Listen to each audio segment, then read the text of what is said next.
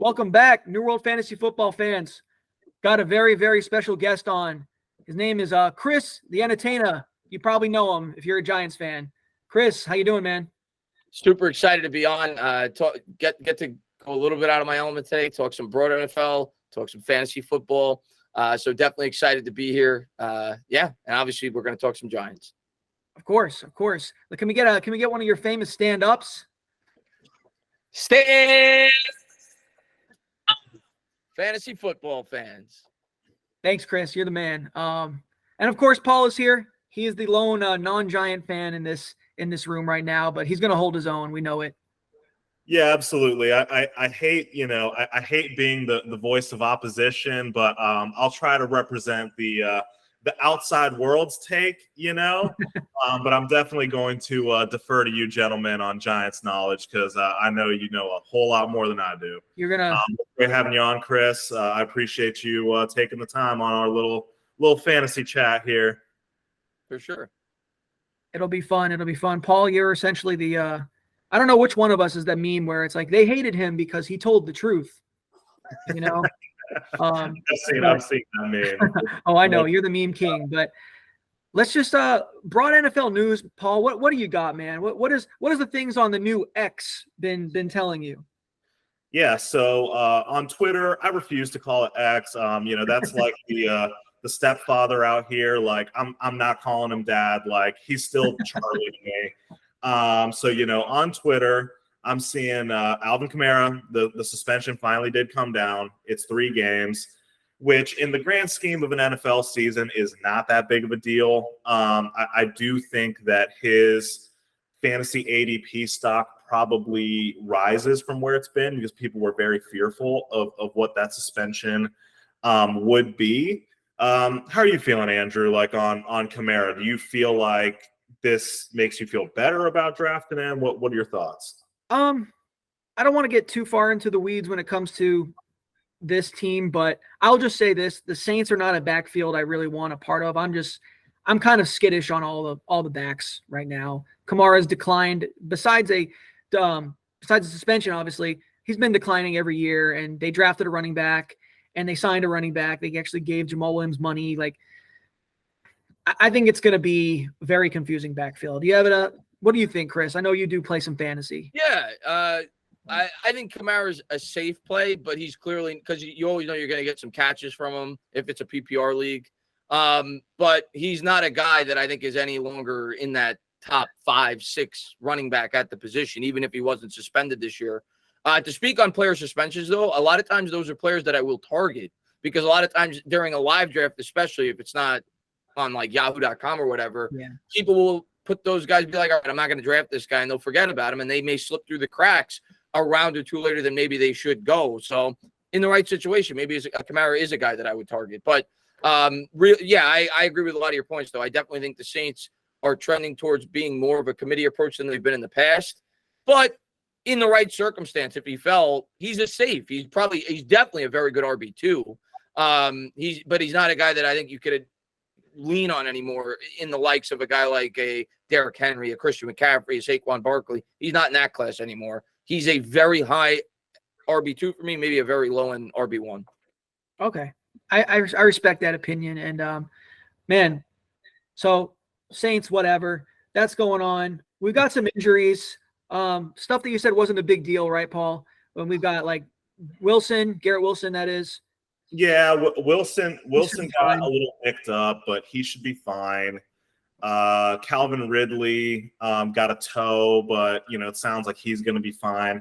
I think the most concerning injury out of camp right now is Cooper Kupp with the hammy. They're saying he should be ready for week 1.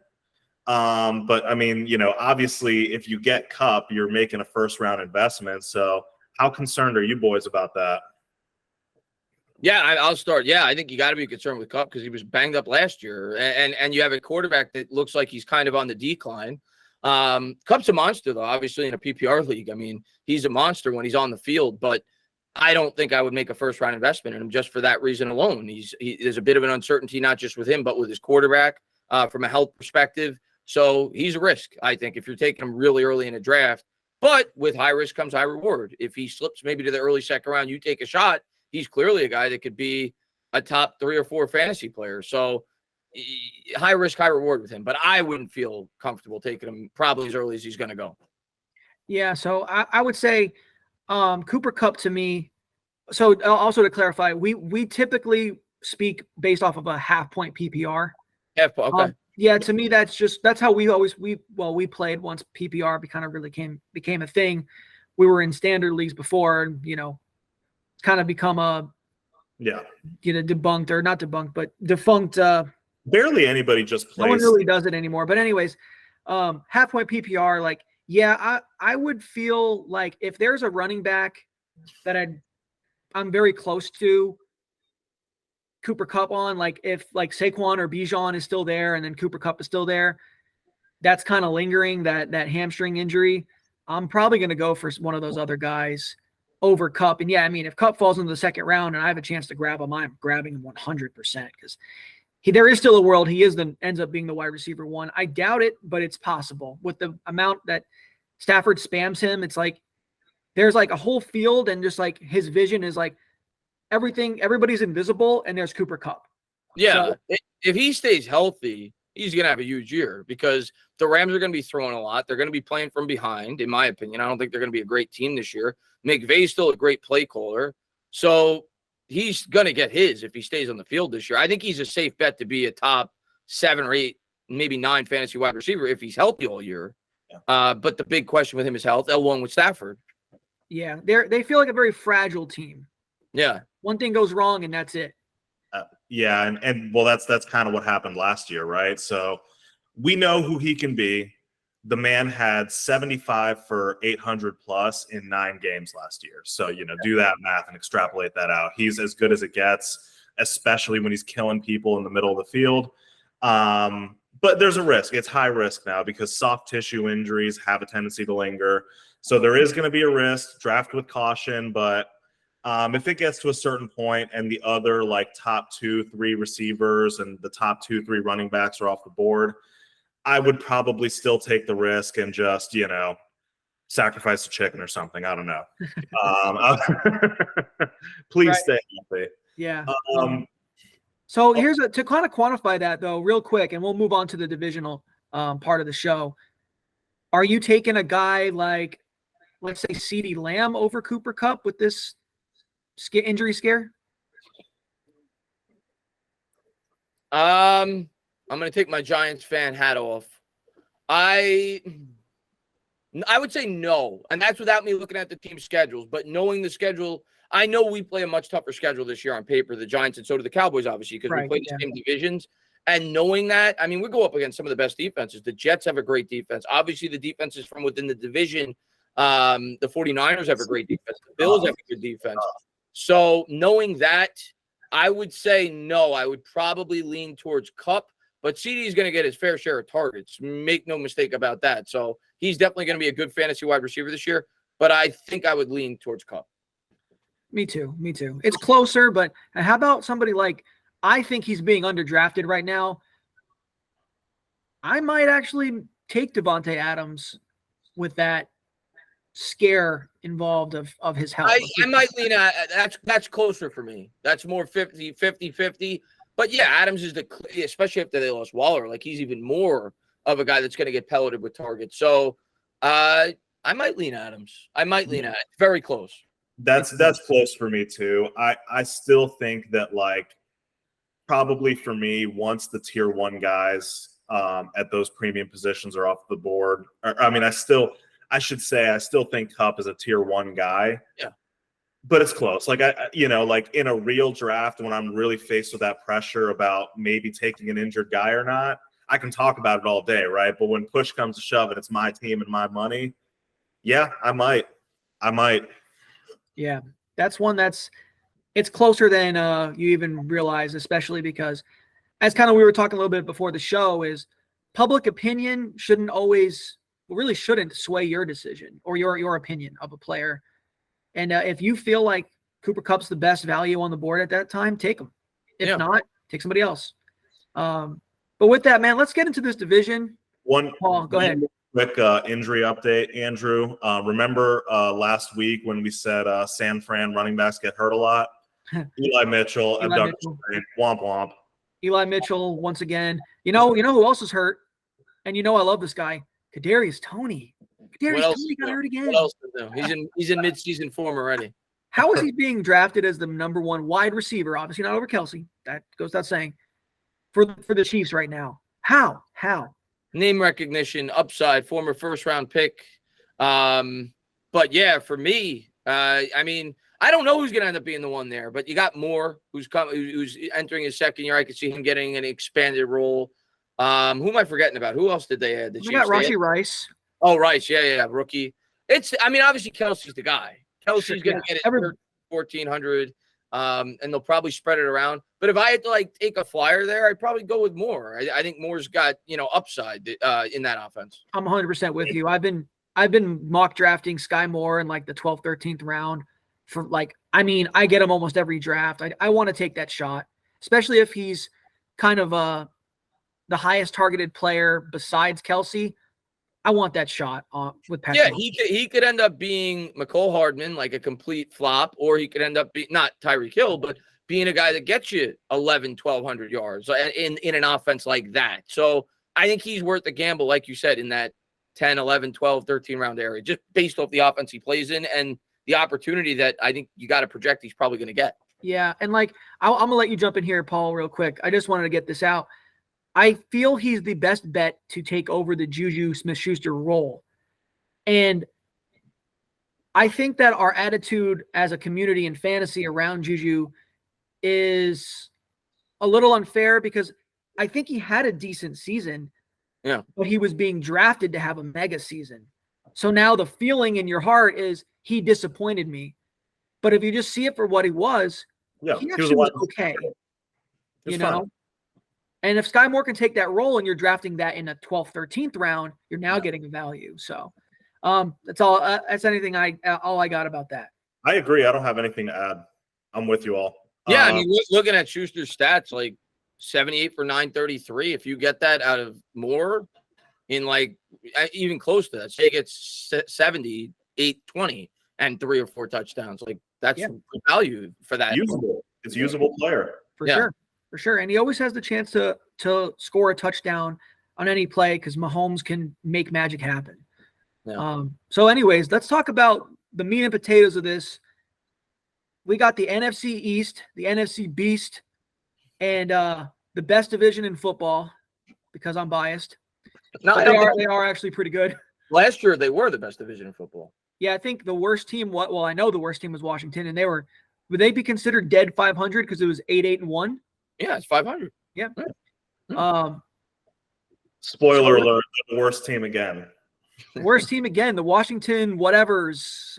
What are they going to be named next year? The Washington to be determines. Yeah. That's a good one. I think they should go with that one. That'd be fun. Dude, the TBDs, did you see that play from that TBD player? But yeah, so let's start with them since they were the worst team in the division, as it should be. My bias is going to come out this episode, by the way, so I apologize. It's okay. Just lean into it. I don't know if it will for Chris. I mean, that's part of the fun of fantasy, though. You got to be a little biased, for me at least. I mean, when you're in big money leagues, I guess not. You have to completely take your bias out of it. But for me, yeah, if I'm 50-50, flip a coin, should I take Jalen Hurts or should I take name quarterback here? I'm going to go with name quarterback here. I can't help have the fantasy football is supposed to be fun. Take the guys you actually like and you want to root for and you want to watch. Right. Exactly. Yeah. I've drafted a team I hated before and it was not a good experience. You can lose with that team too. Yeah, and by the same token, you can't completely ignore your division rivals. If it is I do 2 quarterback leagues personally. I love the 2 quarterback format because I think, to me, the quarterback position in a 1 quarterback league, it's basically punt the position. If you don't get Pat Mahomes, wait till the 28th round and take 3 guys and hope that one of them. That's what I do if it's a 1 quarterback. Yeah.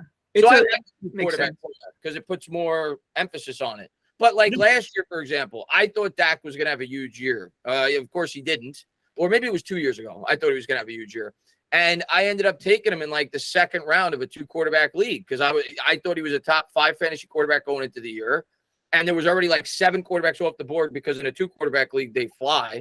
Right. And I'm like, he's my 3rd or 4th ranked quarterback. He's 8th. I have to take him. I hate Dallas. So you have to balance it. You still have to realize it's fantasy. But when I'm close, I'm not taking the Eagle. I'm not taking the Cowboys. Not what I will. I'm not doing that. It's so true. And I say I had 1 year. There was 1 year I finally said, you know what? I'm at the range. Let me draft Zeke. And it was his worst year. And I was like, this is why I don't draft you. But you can't argue with the stats he's had for years. It cuts both ways. It cuts both ways for sure. Yeah. So the Manders. Yes, the Commanders. They officially named Washington Commanders. I think the biggest piece of off-season movement for them is, of course, the question marks at quarterback. Heineke wasn't great last year, and he's gone. Sam Howell is an unknown.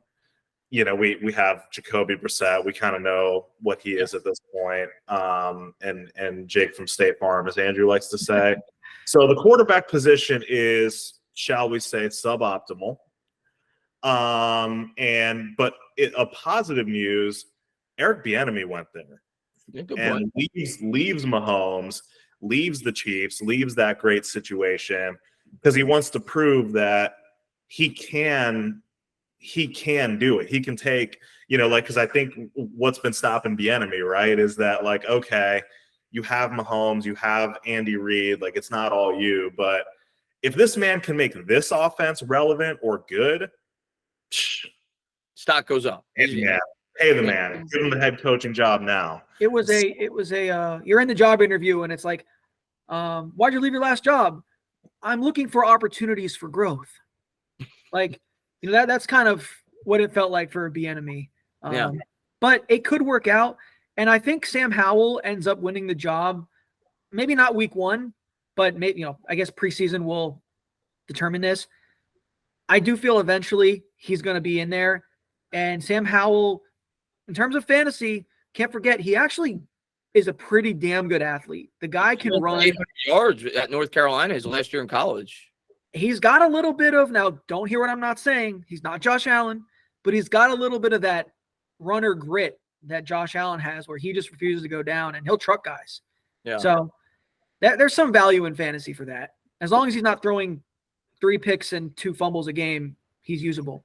Yeah, I think 1-quarterback league, you're probably not going to entertain Howell at all. But in a 2-quarterback league, I think Howell's probably a decent sleeper. Like a good – I could see him having top 15 upside in fantasy at the quarterback position because Washington – they have weapons too. Like they have guys to throw to. He's going to be a safe runner. He's going to probably get you 4 or 5 points on the ground every game for the most part, on average at least. And they're going to be playing catch up. He'll probably get some garbage time points. So I could see Howell being a relevant QB2 in a 2-quarterback league. But obviously not a guy you're like drooling over, and in a 1-quarterback league, he's irrelevant. Yeah, he's pretty much a streamer at that point. Yeah, I think the more relevant because obviously 2-quarterback leagues, like you got to take damn near everybody who's a starter. So like, yeah, you got to take a look at everybody. But I think for a lot of standard leagues, like people are just thinking about like, okay, can he float this offense enough to support the other fantasy weapons that we're going to draft, right? Antonio Gibson, Terry McLaurin, Jahan Dotson. So out of those guys, who all did you kind of want to start discussing? I'd start with McLaurin just because he's the biggest name.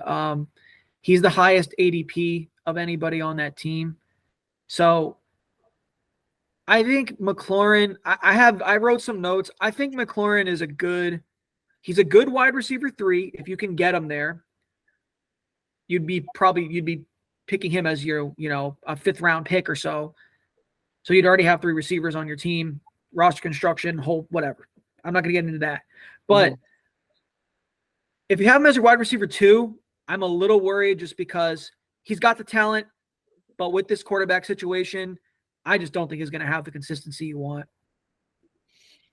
My view on McLaurin is he's not a sexy fantasy pick. He's not. I think he's a 2. I think he's an average to back end wide receiver 2. But my issue with him is he doesn't have the ceiling to be more than that. Like he's one of those guys that I think is appropriately. I haven't even looked at fantasy rankings, but if off the top of my head where I would put him, you know what you're getting with McLaurin, because it's not like he's ever played with great quarterbacks throughout the course of his career. He's similar to like a guy like DeAndre Hopkins. I'm not saying I'm comparing him to Hopkins. Hopkins is probably better historically, but he's similar in the sense that Hopkins never had any good quarterbacks. It didn't really phase him. You knew you were always going to get his numbers. McLaurin, if you look at him, I'm looking at his stats now, the last 3 years, his targets, 134, 130, 120. His receptions, 87, 77, 77. His yards are between 1,000 and 5 on the nose, Chris. Yeah. 2 years running. So I think you know what you're getting with him. I would expect him to do the same. He's stayed relatively healthy the last 3 years, so he's safe from that standpoint. You're going to get between 1,000 to probably 1,200 yards. You're going to get 4 to 6 touchdowns, and you're going to get 75 to 80 catches, which is wide receiver 2 numbers. But the issue with him is he's not a guy like a CeeDee Lamb who could end up being a top 3 or 4 wide receiver. He's not one of those guys. He doesn't have that upside of being a 1,400-yard, 12-touchdown guy. So he's a safe wide receiver 2, but he's capped, which may lower him a bit for me. They're like a guy like Christian Watson, for example, on the Packers. I may have him a little bit above him, even though I think McLaurin's the safer bet. I know what I'm getting from McLaurin. If I'm looking for just a safe 2, he's probably the better pick. But Watson's a guy, he's an unknown. He's got big playability. He could end up being a top 5 wide receiver if everything breaks right. So that's why I may have Watson ranked above him, even though if you ask me going in, McLaurin's probably the better fantasy wide receiver.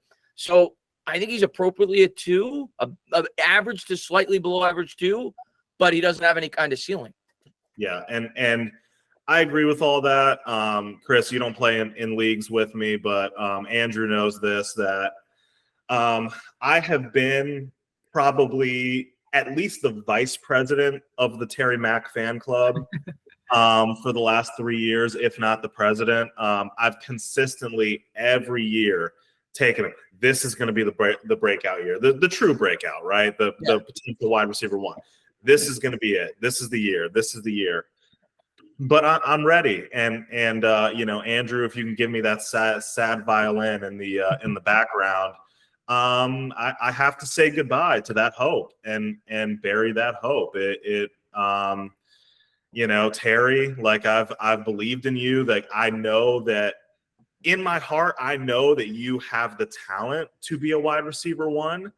I know that, like, if you were on a different team, if they were to do the DJ Moore thing and trade you to a different offense, you could have a chance to be a wide receiver 1. But unfortunately, you're trapped in wide receiver 2 hell, probably closer to wide receiver 3. So, yeah, I mean, you can expect him to get 1,000 yards because he will get open. He will have some big games, but you know, the 10 touchdown, 90 catch range where we like guys to be in the top 5, it's not there. It's not there because of the offense, and there's some other mouths to feed. So, but he's a I don't mean to cut you off. He's interesting because I think a lot of people are thinking like us. And a lot of times in fantasy football, the non-sexy players, they trickle down further than they should. And you may be able to get a guy like McLaurin in, you know, maybe he's the 28th wide receiver off the board, even though he probably should be going maybe 20 or 21 because people take those high guys. That's perfect. That's perfect because as soon as I give up on a guy, that's when he becomes a value in drafts. But yeah, you could go. You have to go against the grain in fantasy. Is I think what I'm hearing what you're saying. Yeah, I could definitely see McLaurin dropping probably further than he should because of all the things that we said, because of his limited upside, and you may end up getting a bargain. You may end up getting McLaurin 2 rounds later than he should go because everybody's going. We all know people go for the sexy rookies, but you may have a guy take a swing on a guy like Sky Moore, for example, because of his upside. He shouldn't go ahead of McLaurin, in my opinion, but he has the potential to have that breakout year because he's on the Chiefs. So a lot of times guys like McLaurin go a little bit underappreciated, and you end up getting some value with him. Yeah, well, this could be the year that you actually get the value, right? Because every other year, what was I doing? I was drafting him maybe to be the one, drafted him in like, third-ish round or whatever. Now that he's down in the fifth, you're right. Like the value could be right on, and we could be fine. I'm just pouring one out for my homie because I really wanted him to be more than that, unfortunately. But I think we're all in agreement. If he's your third guy, he's great. If he's your second guy, maybe not so. You better have a two-way. You better have a two-way if he's your two. Yeah. Yep. Yeah, and I think Terry McLaurin is one of those guys where it comes down to roster construction and your own way you play. If you play half PPR like most of us do, you're looking at your roster and you're saying, all right, I'm in the fifth round and I've got whatever. Let's just say I've got Jamar Chase and I've got, I don't know, who's the third round wide receiver that makes sense, Paul. Trying to think on top of my head. Like if Chris Olave's there, let's just say. Yeah. If you have Jamar Chase and Chris Olave, you might say, okay, I feel very comfortable with those guys are going to be very safe production. Let me take a safe guy. Yeah. But then again, if you have a different kind of roster construction, you might say, okay, let me take the high upside guy, even if he's quote unquote a reach. Yeah. So that's kind of how I am with Terry McLaurin. He's got to A, reach his ADP for me, and B, I have to look at the rest of my team and say, does he fit in where he's going to give me the baseline I need? Chris was right on with Christian Watson. They're right next to each other in drafts. I would take Watson over just because I want would the too, upside. just because of his potential. Yeah. Anywhere on the field he can score. End arounds, deep passes. And they have the same problem. Question mark at QB. Yeah, and with Watson, you're getting a guy. I always like to also target guys that are clear like wide receiver ones on their team. Like I will target a guy like a Christian Watson over a guy who's a clear two in a better situation. Like I will always go out of my way to look for clear wide receiver ones. The targets are what ultimately wins out. You need the targets to have the upside. Yeah. It doesn't matter if you don't get the targets. But okay, so speaking of number twos and tough offenses, Jahan Dotson is such a tantalizing, like, just talent. But man, his teammate is called Scary Terry, but he's the scary pick to me. I like it. I mean, Dotson is a talent, like you said. I saw him last year against the Giants. He's got potential. He's got potential to be a big time player. Well, let's not forget. And I'm sorry to cut in, but I gotta mention this. Somebody fact check me on this. But all these rookies that are gonna be going around the same range this year. So your Zay Flowers, Quentin Johnston, JSN, they were drafted, I think, a lower spot in the actual NFL draft than Jahan Dotson. Jahan Dotson was like the 17th overall pick, I believe.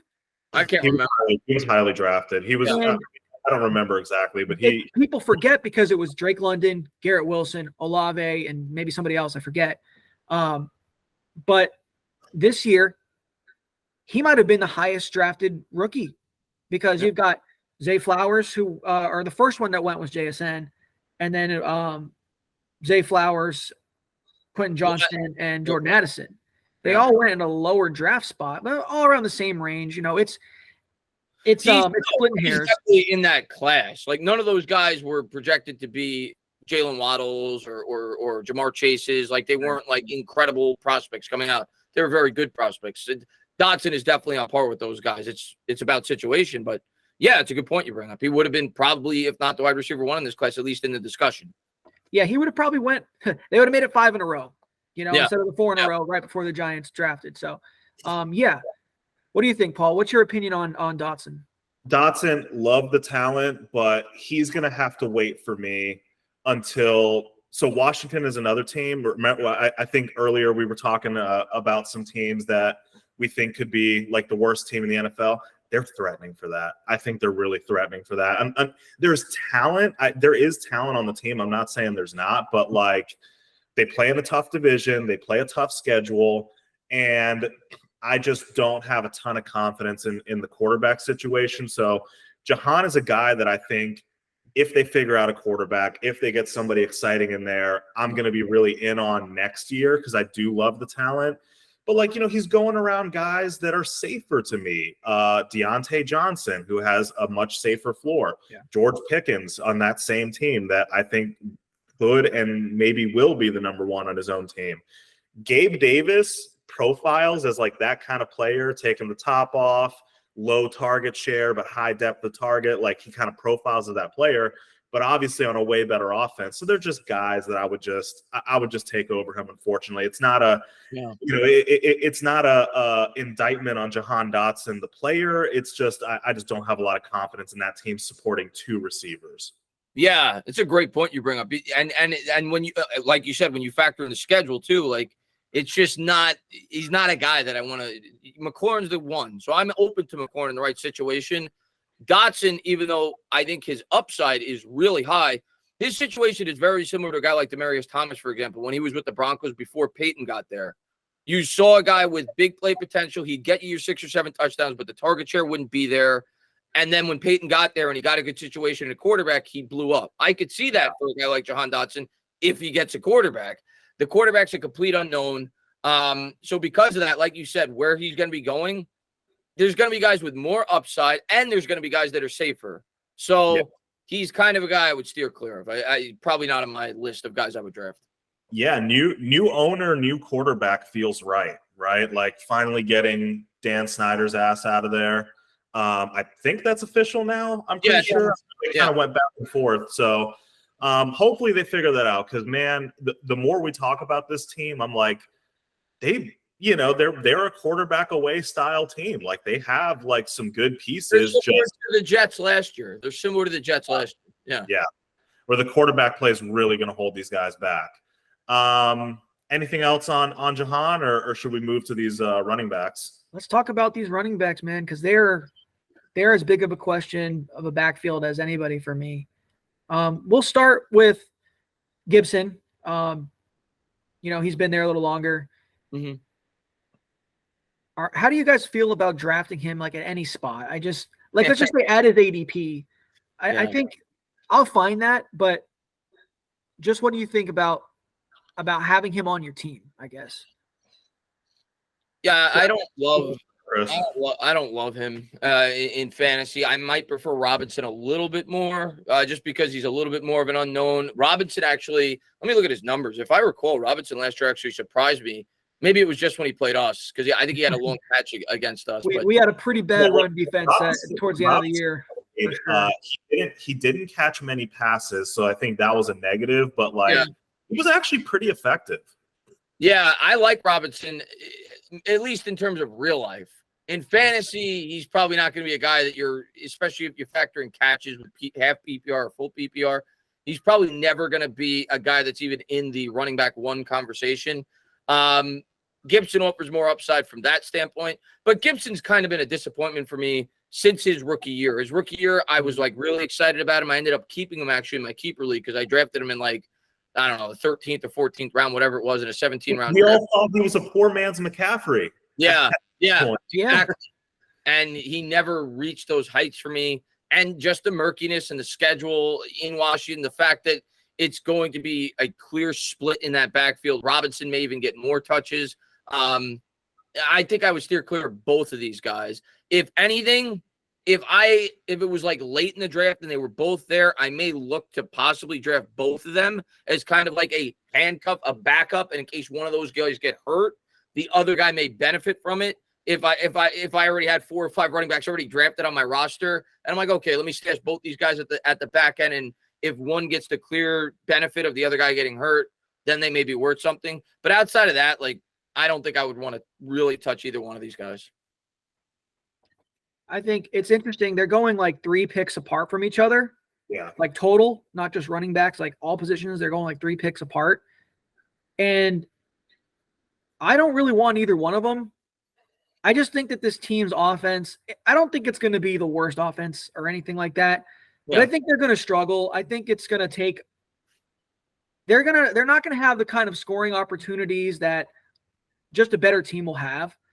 And that ends up really being a big factor in running backs over the course of a season. So, it was like Jamal Williams last year. He was an amazing value because he's a guy you probably picked up off waivers or maybe you drafted really late who ended up scoring like I think it was 17 rushing touchdowns. Wild. Right. Because the Detroit Lions offense really just came on in a big way.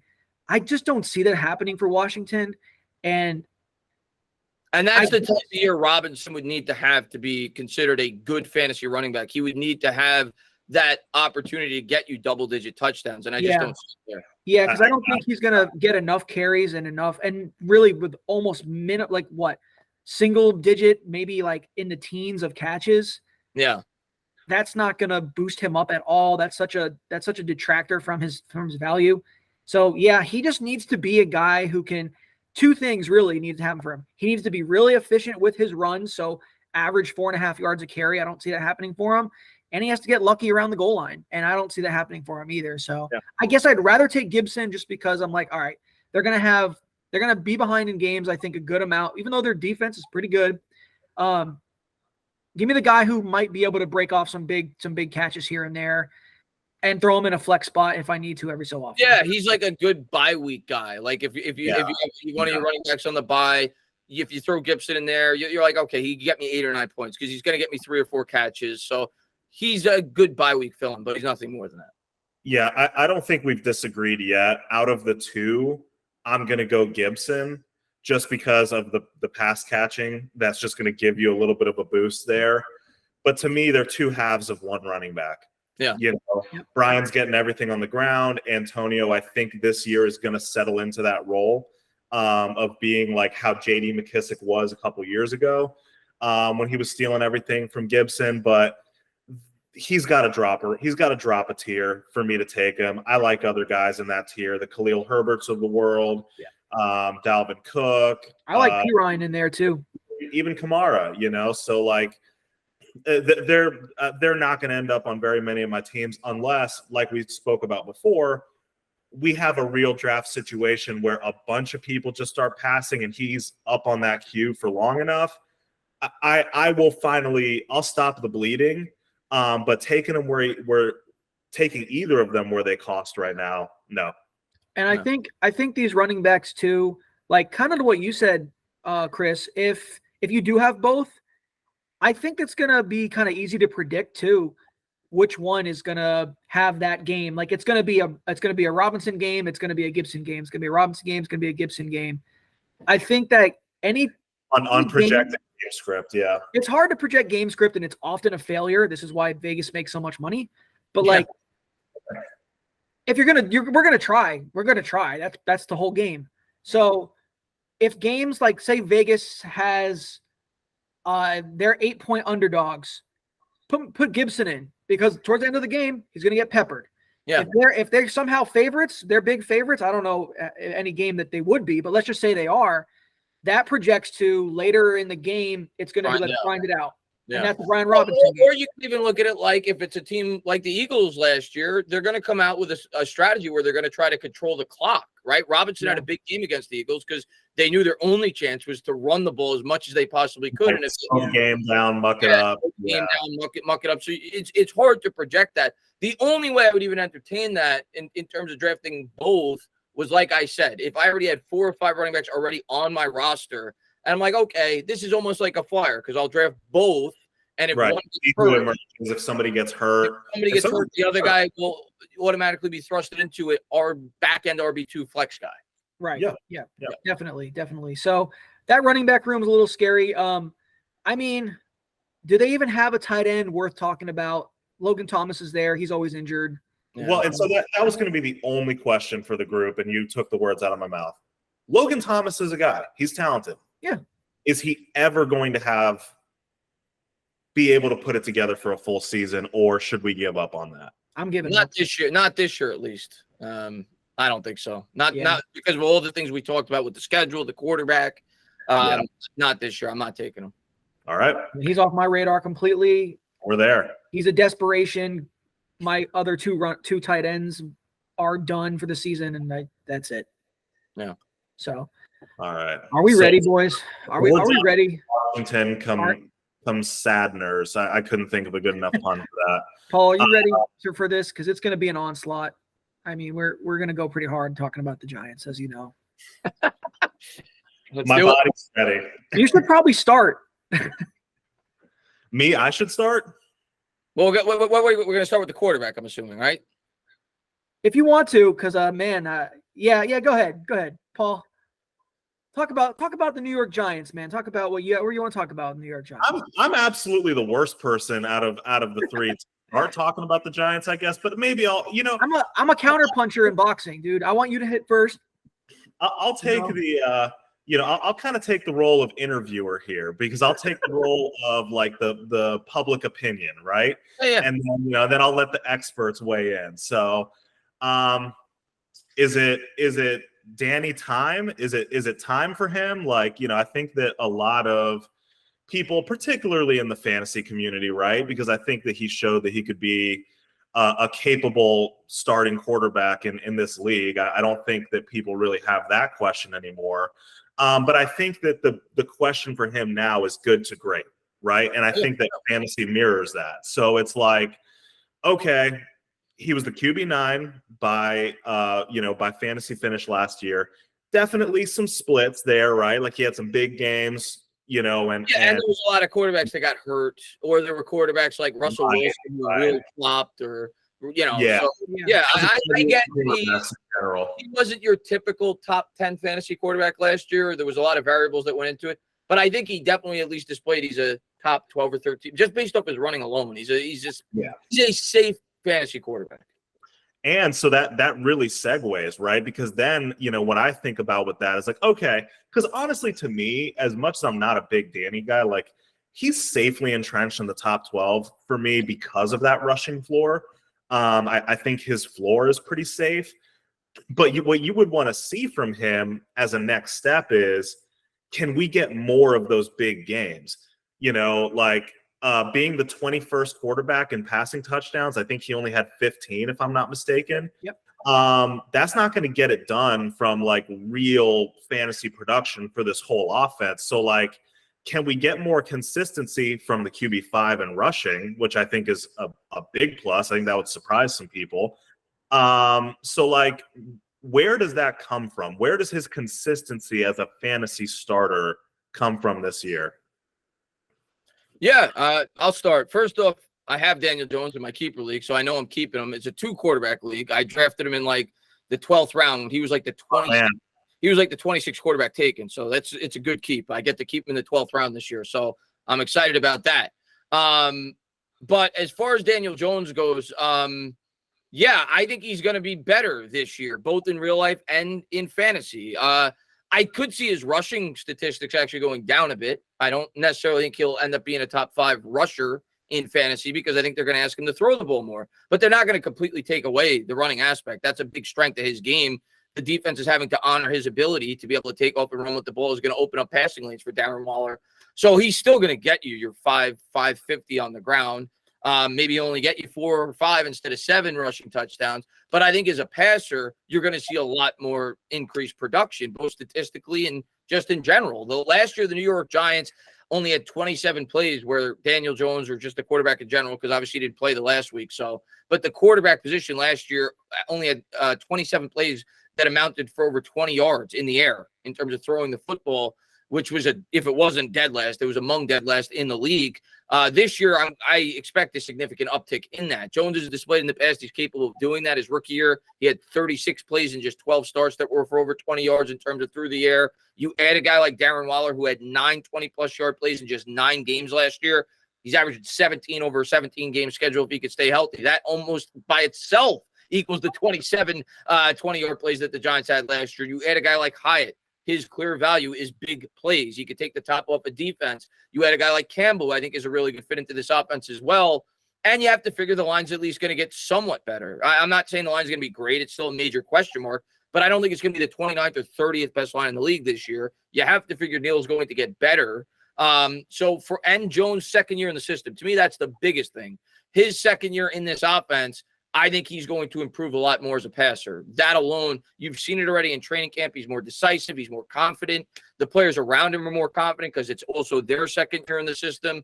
So all that being said, if I had to throw out a stat prediction, and I'm only going to do this based off a 17-game schedule, he could get hurt. But if I'm projecting him to stay healthy and play 17 games, I think Jones throws between 4,000 to 4,300 yards. I think he's going to have a big uptick in terms of his passing yards. He would have 3,500 last year. He played 17 games, didn't play the last game of the regular season. So I don't think it's crazy to think that he could throw for 4,200 yards this year, 4,000 to 4,300 yards in that ballpark. I think his rushing goes down maybe from 715 to 500. But I think he's going to have 23 to 27 passing touchdowns. I think you're going to see a pretty significant uptick there.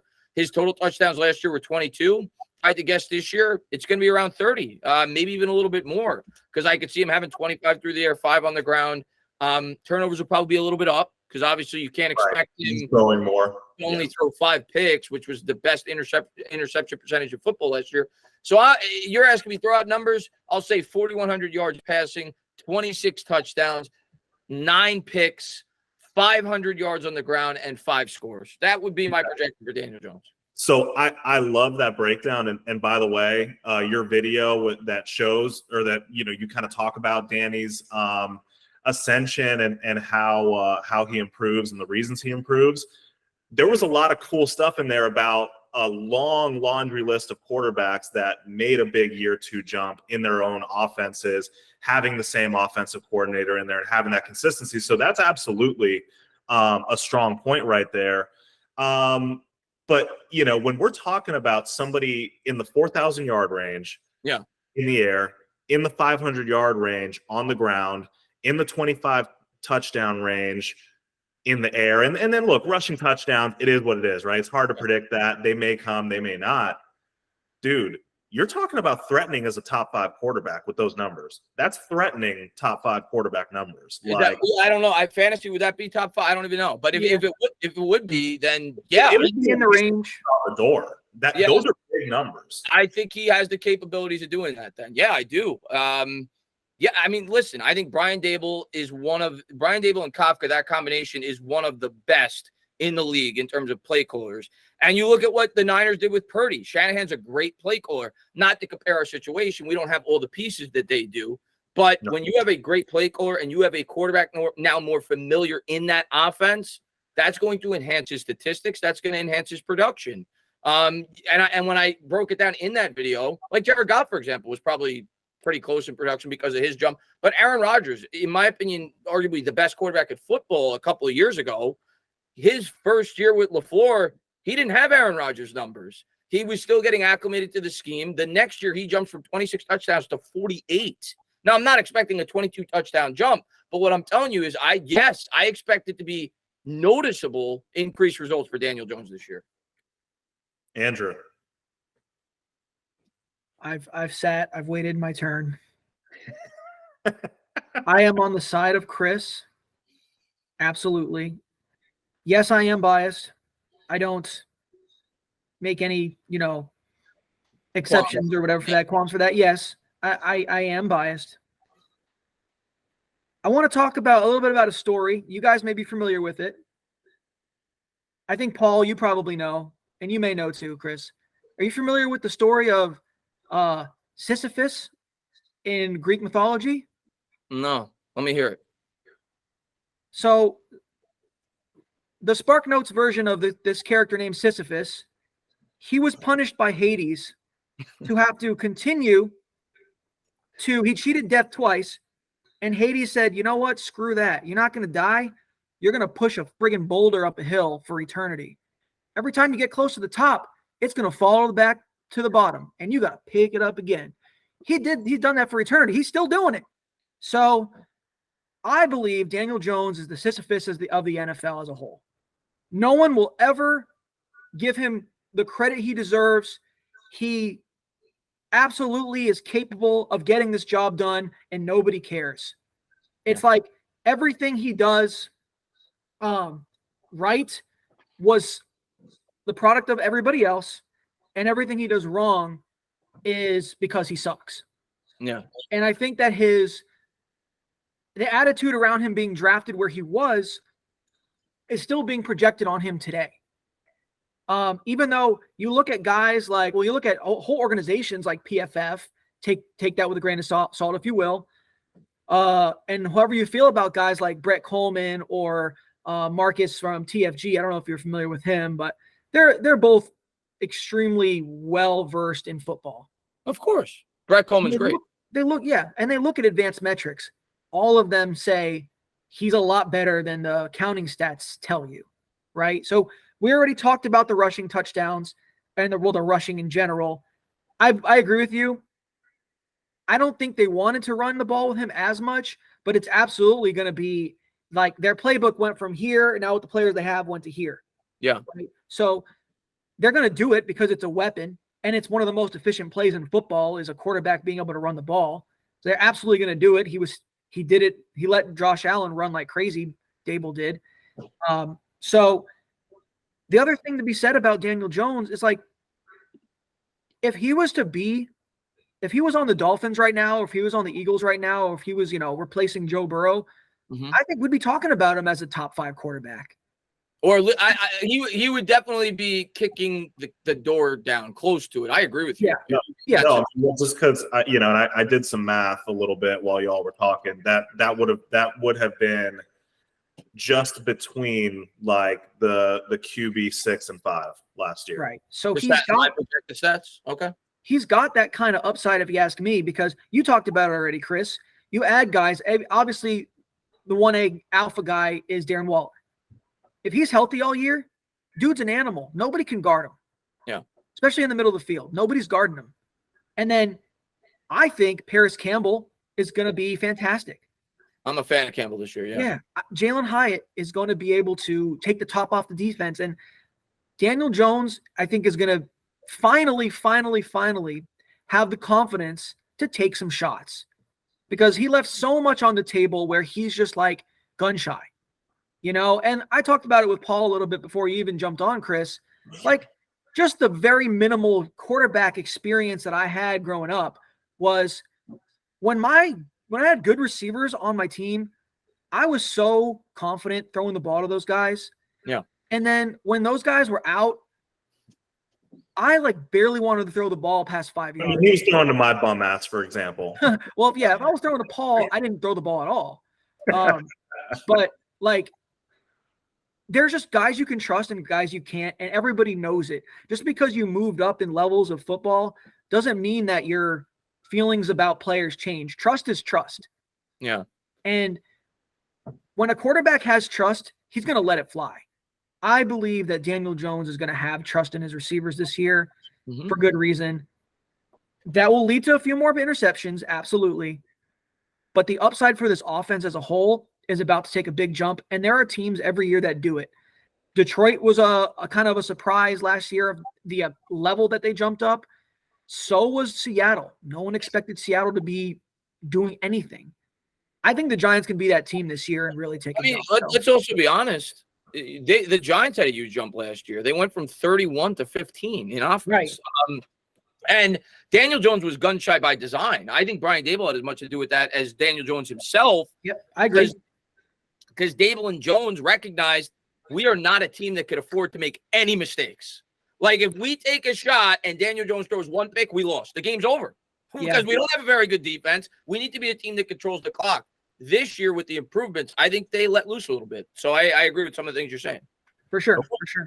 So that's Daniel Jones. Now let's just put this into fantasy perspective real quick. There's a lot of guys going above him. I'm not going to take him. My cutoff is like, all right, I'm not going to take him above Trevor Lawrence. Okay. But right after that, you got Dak Prescott. I believe in Daniel Jones more than I believe in Dak Prescott. You want to talk about weapons? Why do we think that Cowboys, and we'll get into Cowboys, of course, but are their weapons all that much better? They have the high-end guy in CeeDee Lamb that we don't have. Unless you want to say Waller's that guy. I mean, maybe you make. I think if you know Waller's playing 17 games, he is at least close to that guy for me. Right. You just don't know that with him. He's a major Sure. question with that. Sure. Yeah. So is Brandon Cooks that much better than our second option? Not at this point in his career, not in my opinion. Is Jake Ferguson like a good tight end? That's what I'm saying. Like Tony Pollard, he's not a better running back than Saquon. I think, Andrew, like what we're talking about here, at least for me, like to make this very easy to talk about, like the only quote unquote statues that I'm taking over Daniel Jones this year is Joe Burrow and Justin Herbert. That's it. And not even that those guys are really statues. That's not fair to say. And, but and Herbert was hurt last year, so he kind of had to be a statue. He can run a little bit. Tua, no. Dak, no. I think Deshaun Watson does have upside, but like straight up, like honestly, yes. Like we've seen his floor. We saw last year that he didn't look very good coming back. Like, can he be great? Sure. But if it's a tiebreaker, like I'll take a player that I would like rather root for, to be honest with you. Sure. Browns are going to Brown. They always do. So like, yeah, I think Daniel Jones is firmly, if you want to say the bottom of tier 2 or the top of tier 3, like from a fantasy prospect, like I'm fully there with you. Like, I think the Cowboys offense will be better. Yeah. I do think it will be a better offense, but like, their line is still better. No. Fantasy, the running aspect is so skewed in favor. Like Daniel Jones is a better fantasy prospect than Dak Prescott. And I don't know that it's particularly close, to be honest with you. Dak kind of stopped running too. And he threw 15 picks in 12 games last year. Right. Yeah. Daniel Jones threw 5 in 16. We'll have your chance to do a victory lap on Dak Prescott if you want to do that. I'm getting heated, man. I'm getting heated. The other thing I'll say about Jones, kind of like we were talking about with some of the other players, like a McLaurin has a limited ceiling. Dak to me is like a McLaurin from the quarterback situation. Like you know what you're getting. He's safe. He's going to be a top 15 fantasy quarterback, but I don't see him entering higher than 10. Like I don't see that. Yeah. With Jones, there is a chance, like we just talked about, where he can enter the back end of the top 5. There is a chance because of his dual threat capabilities, because of the enhancements in the offense, because of year 2 in the scheme. The other thing is Dak is in a new offense, new play caller this year. So to me, Jones's ceiling is pretty high. Like I'm looking at the list right now let me look at the list. I just had it of the fantasy quarterbacks. Tua's ceiling is relatively high just because of the weapons around him. Yeah. He's got the yak ability all around him. Yeah. The same thing with Kirk because of his weapons. But when I look at somebody, I mean, Fields, just because he's basically a running back playing quarterback, has a high ceiling. But Jones, to me, his ceiling, he could be a top 5, 6, 7 fantasy quarterback. Where if I look at a lot of these other guys, I don't see that with Geno Smith. I don't see that with Russell Wilson. I don't see that even with Aaron Rodgers because he's not going to run the ball. He's going to be really good with the Jets, but I don't think he's going to be a top 5 fantasy quarterback. Jones, at least there's a chance. And because of that ceiling, you don't like if he could ever match his rushing total from last year and give you 4,000 yards passing, you're talking top 4 or 5 fantasy quarterback. And it's not that far-fetched that he could do it.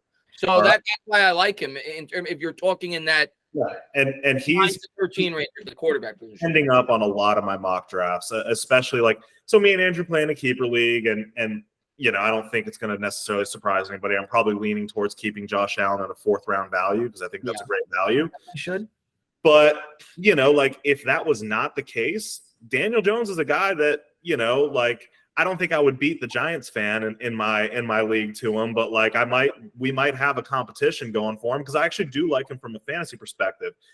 But moving on to, the weapons that he's supporting, right, and what they're going to look like for fantasy.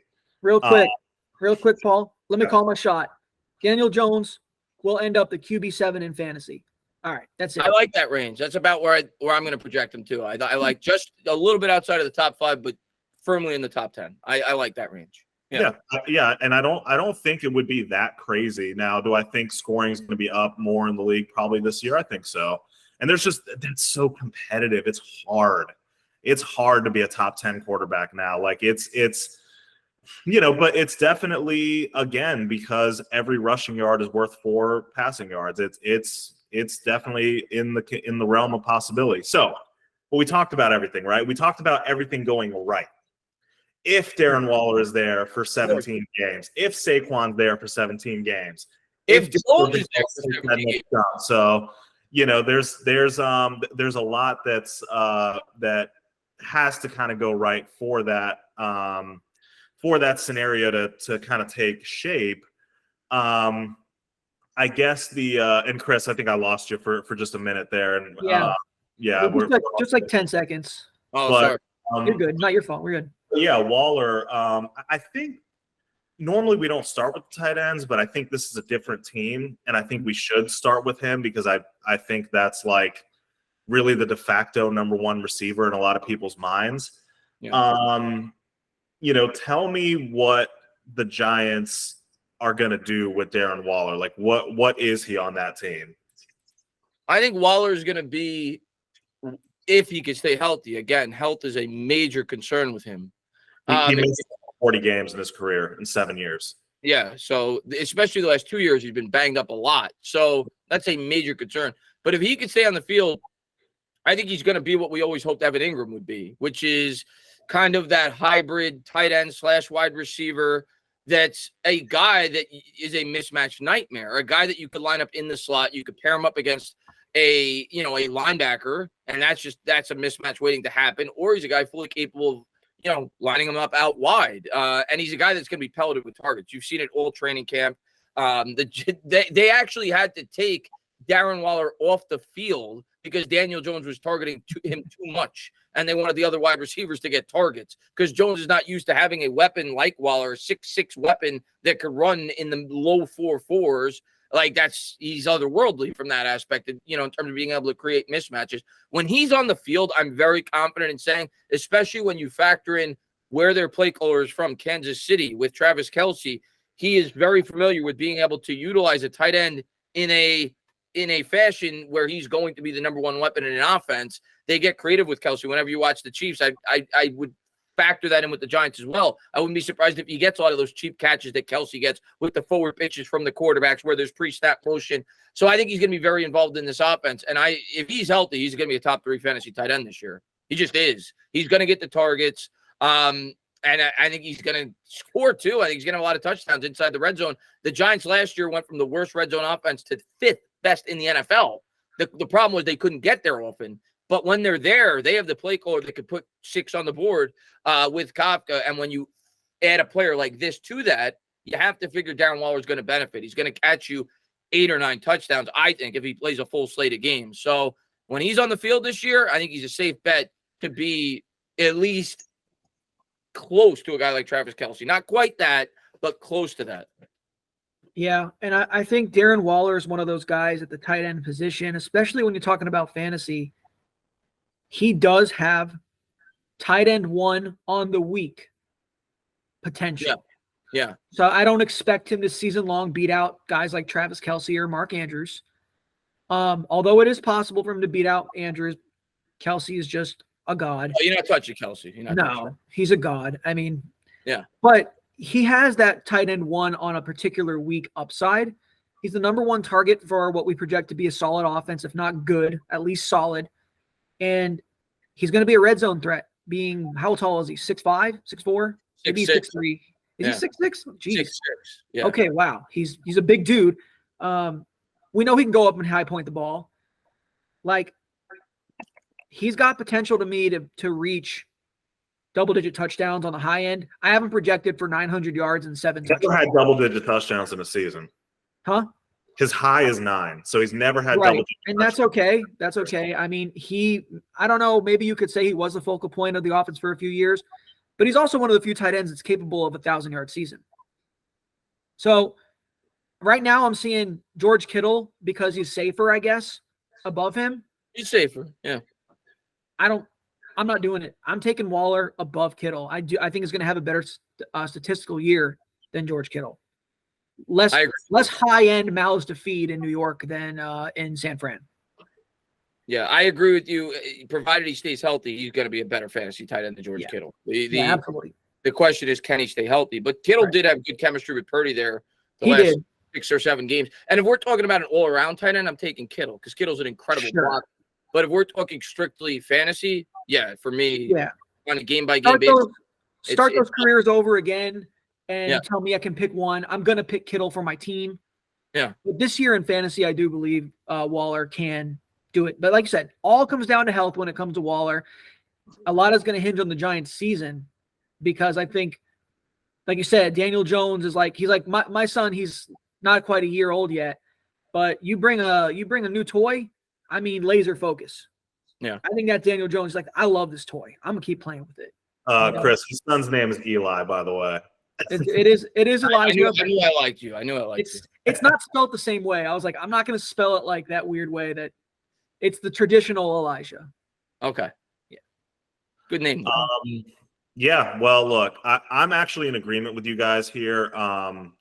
Waller is my preferred non Andrews Kelsey tight end in tight end leagues. George Kittle, I think, is awesome, but he blocks too much in that offense. And he has his own injury concerns too. Yeah, Kyle Pitts, no. Like the upside with him is so tantalizing, but I've just never seen it. I think the injury risk with Waller is baked into his ADP because absolutely he's a top 3 tight end if he plays the whole season. I think honestly, even before he went to the Giants, like he probably had that chance anyways. So, and when you stat it out, right? If you guys are correct in your 4,000 yard prediction, but let's be, let's say, okay, this guy gets a 23 to 25% target share of a 3,500, 3,600 passing yard offense. That's pretty good. That's 900 yards is pretty good for a tight end. Yeah, that's top 3 tight end worthy. So I think his upside is definitely worth the savings that you're going to get because you're going to get at least a 2-round savings from the other 2-3 guys. But from a game theory perspective, when you're actually in a draft and you're drafting Darren Waller as a tight end, you don't draft 2 tight ends really, right? And he's like the last guy I feel like, or you're not going to draft Darren Waller and then back him up with a Dallas Goedert, right? No. So like drafting Darren Waller, there is the inherent risk that like, okay, I used a single digit round pick on a tight end to shore up my tight end spot, which honestly I think is smart. I don't completely disagree with that because the opportunity cost with Kelsey is crazy, right? Mm-hmm. But then if he goes down, then you're up a creek with the rest of the idiots in your league that waited until the 15th round in their drafts, right? So then you're starting Logan Thomas. Yeah, or maybe you're starting Daniel Bellinger. Maybe you pick him up off the waiver. But I think a creative and crafty way to maybe handcuff a guy like Darren Waller is not getting a guy like Bellinger at the back end of your draft, but drafting one of the receivers at the back end of your draft. Picking out the Giants wide receiver that you think would benefit most from a Darren Waller injury, and maybe saying, because all the Giants wide receivers are going to go relatively late because you don't know who's going to be the featured guy. But if you like one guy more than the other, say you like Darius Slayton the most, say you like Hyatt the most, say you like Paris Campbell the most, whoever it is, the guy that you think would benefit most from a Waller injury, maybe draft him at the back end of your draft because you could see his value go up dramatically if Waller were to get hurt. Yeah, that's actually a really interesting idea, and honestly, I think it's a perfect segue to that question that everybody has. Like, so let's do this, man. Let's do this. Why don't we all just pick? If you have to pick one receiver for the Giants that you feel is going to be the best in fantasy, despite any ADP, I don't think ADP really matters because they're almost all undrafted. In your typical, redraft league. Who are you taking? Yeah, I'll start. I mean, I've been pretty outspoken with this. I'm pretty confident in my pick. People called me crazy after we signed him in free agency. A lot of people said I was crazy for him having ranked in the top 3 wide receivers, which I thought was dumb. A lot of people are saying Hodgins, which I get. He had a lot of good chemistry with Daniel Jones at the end of the year. He had a 5-game spurt where he had 4 touchdowns. I think Campbell is my guy. Campbell's the wide receiver that again, like Waller, you worry about injuries, but last year he was able to prove he could play for 17 straight games. He's never had he's had Nick ticky-tack injuries throughout the course of his career, but he's a guy that if he could stay on the field, I think he fits this offense so well. He's kind of like Richie James, but with big playability. Richie James was kind of that, short yardage guy for the Giants last year, but Campbell's a guy with 4.31 speed. We saw it firsthand as Giants fans last year when we played the Colts. He had like a 60-yard reception against us. He's capable of doing both things. He could be that underneath guy, that check down guy in the slot, but he's also capable of, lining up outside. And I just think out of the wide receivers, he's the guy, if you ask me going into the year, who's projected to get the most targets, I think it's him. And I think he fits the offense really well. So I like Campbell. I think if Campbell stays healthy, you're looking at 70 to 75 catches, 800 to 900 yards, 5 to 6 touchdowns with potential for even more if the situation I said presents itself where a guy like Waller gets hurt and he stays Right. healthy. So I like Campbell. For sure. I've told you before, like I follow the Colts. Obviously, Paris Campbell. He always tantalized with that talent. There's no doubt he was a talented player. And if he does stay healthy the whole season, I think that he probably does have as good a chance as anybody to emerge as the top guy there. I'm just going to pick the guy that probably is the most popular pick because we're always going to, I think, overrate like the unknown and the unseen yet in the rookie. I think he brings some decent size to a receiver room that desperately needs it. I think he profiles well, and I think they made the pick for a reason. I think, obviously, any rookie, I don't expect much in the first 6 weeks, but I think when the dust settles and everything's everything is said and done, and you're down to like the last 8 to 10 weeks of your league season, I don't think any of these receivers, when they're all fully healthy, are going to be mainstays of fantasy lineups. But I think Jalen Hyatt is the guy that I would have the most confidence to have season-long value. That's me. No, listen, I think Hyatt is the biggest upside for sure. Like you said, because of the unknown, the big playability. And if there's an injury, if Slayton ever gets hurt, his role would really expand. So, yeah, it's not a bad pick. And especially being where you're going to be drafting these guys, you're going to be drafting basically at the back end. So I get the theory, if you're going to be drafted at the back end, why not swing for the fences? You could always drop that guy anyway and pick up another wide receiver. So you bring up some valid points. Andrew, you have the toughest selection of all, I think. Well, mine actually, I'm not saying this just to agree with Chris, but mine has been Paris Campbell. I think that he is going to be exactly what the doctor ordered for Daniel Jones in terms of him feeling comfortable and really being able to be that wide receiver that is highly targeted. If there's anybody that's going to be highly targeted, I think it's going to be Paris Campbell because it's like you said, I just think he's a perfect fit. And I would like to also kind of challenge the idea that the Giants are a bunch of midgets out there.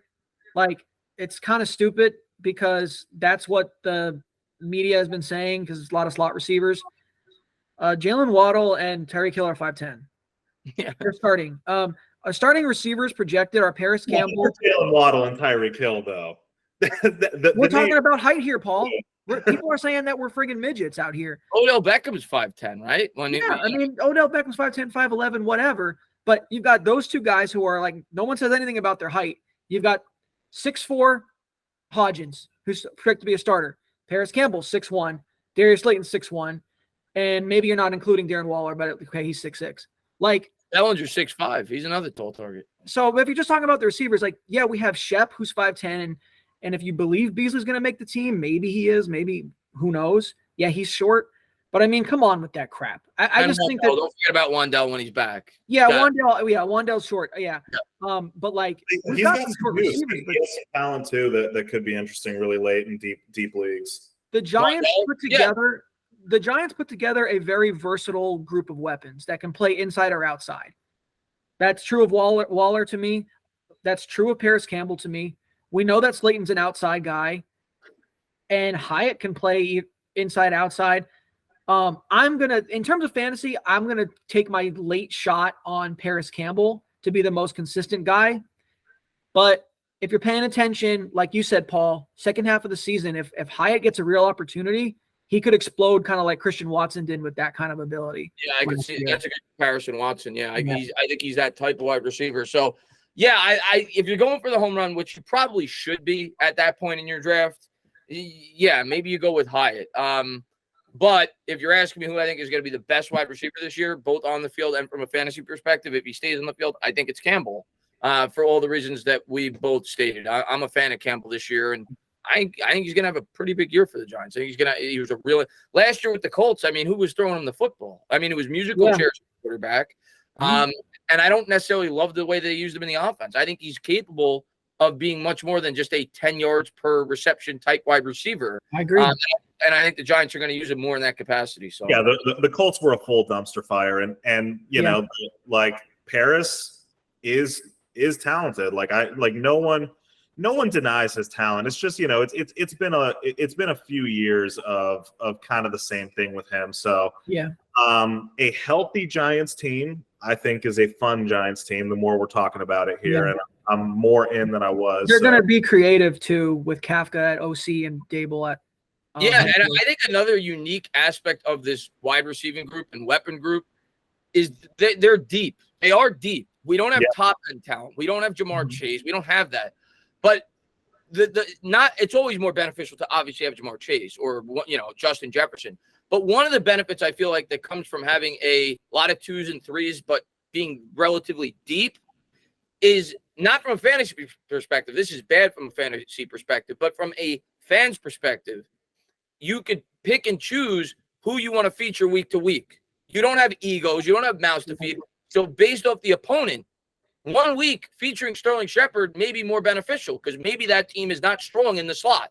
You could feature him underneath. Another week, you want that high-end speed on the outside because they lack athleticism at the cornerback position. So I think, especially having a coach like we have, having different looks that you could present as an offense, which the Giants certainly do, is going to be valuable this year. And I think that's absolutely a boon for Daniel Jones in terms of fantasy.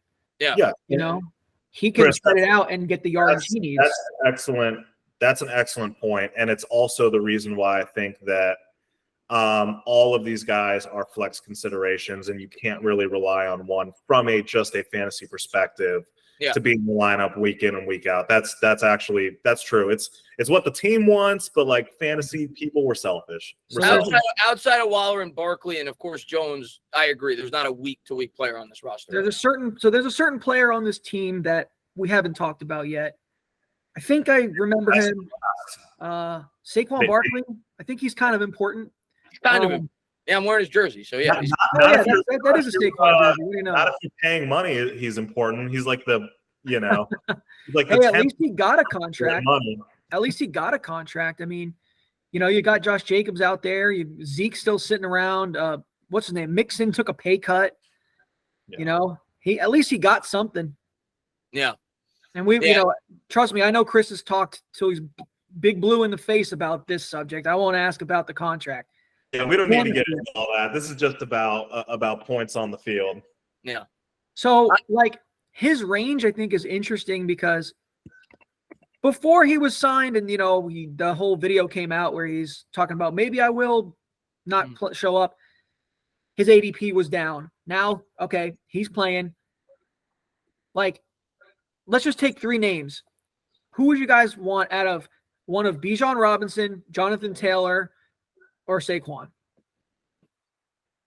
I definitely Saquon, and I this is without me like doing a lot of research and looking at fantasy rankings. But if you ask me, Saquon and Bijan to me are above Taylor because I just don't like that Colts offense. I know Taylor had a big year 2 years ago where he had like 1,800 yards rushing. I mean, the Colts to me are a disaster, and that offensive line is not as good as it was a few years ago. So, for me, Bijan, because of his upside, the unknown may go ahead of Saquon in a lot of leagues. But if you're asking me who's safer, you know Saquon's going to be heavily featured in the offense week to week. And I'll talk more extensively about Saquon as we go over this. But when I factor in safety and still having a very high upside, like Barkley is still fully capable of being a top 2 or 3 fantasy running back, I think it's Barkley out of those 3. Yeah. Yeah, so for me, and obviously, like, you know, I am a Colts fan, but I'm also a very honest fan. Like, they are not a good football team at all.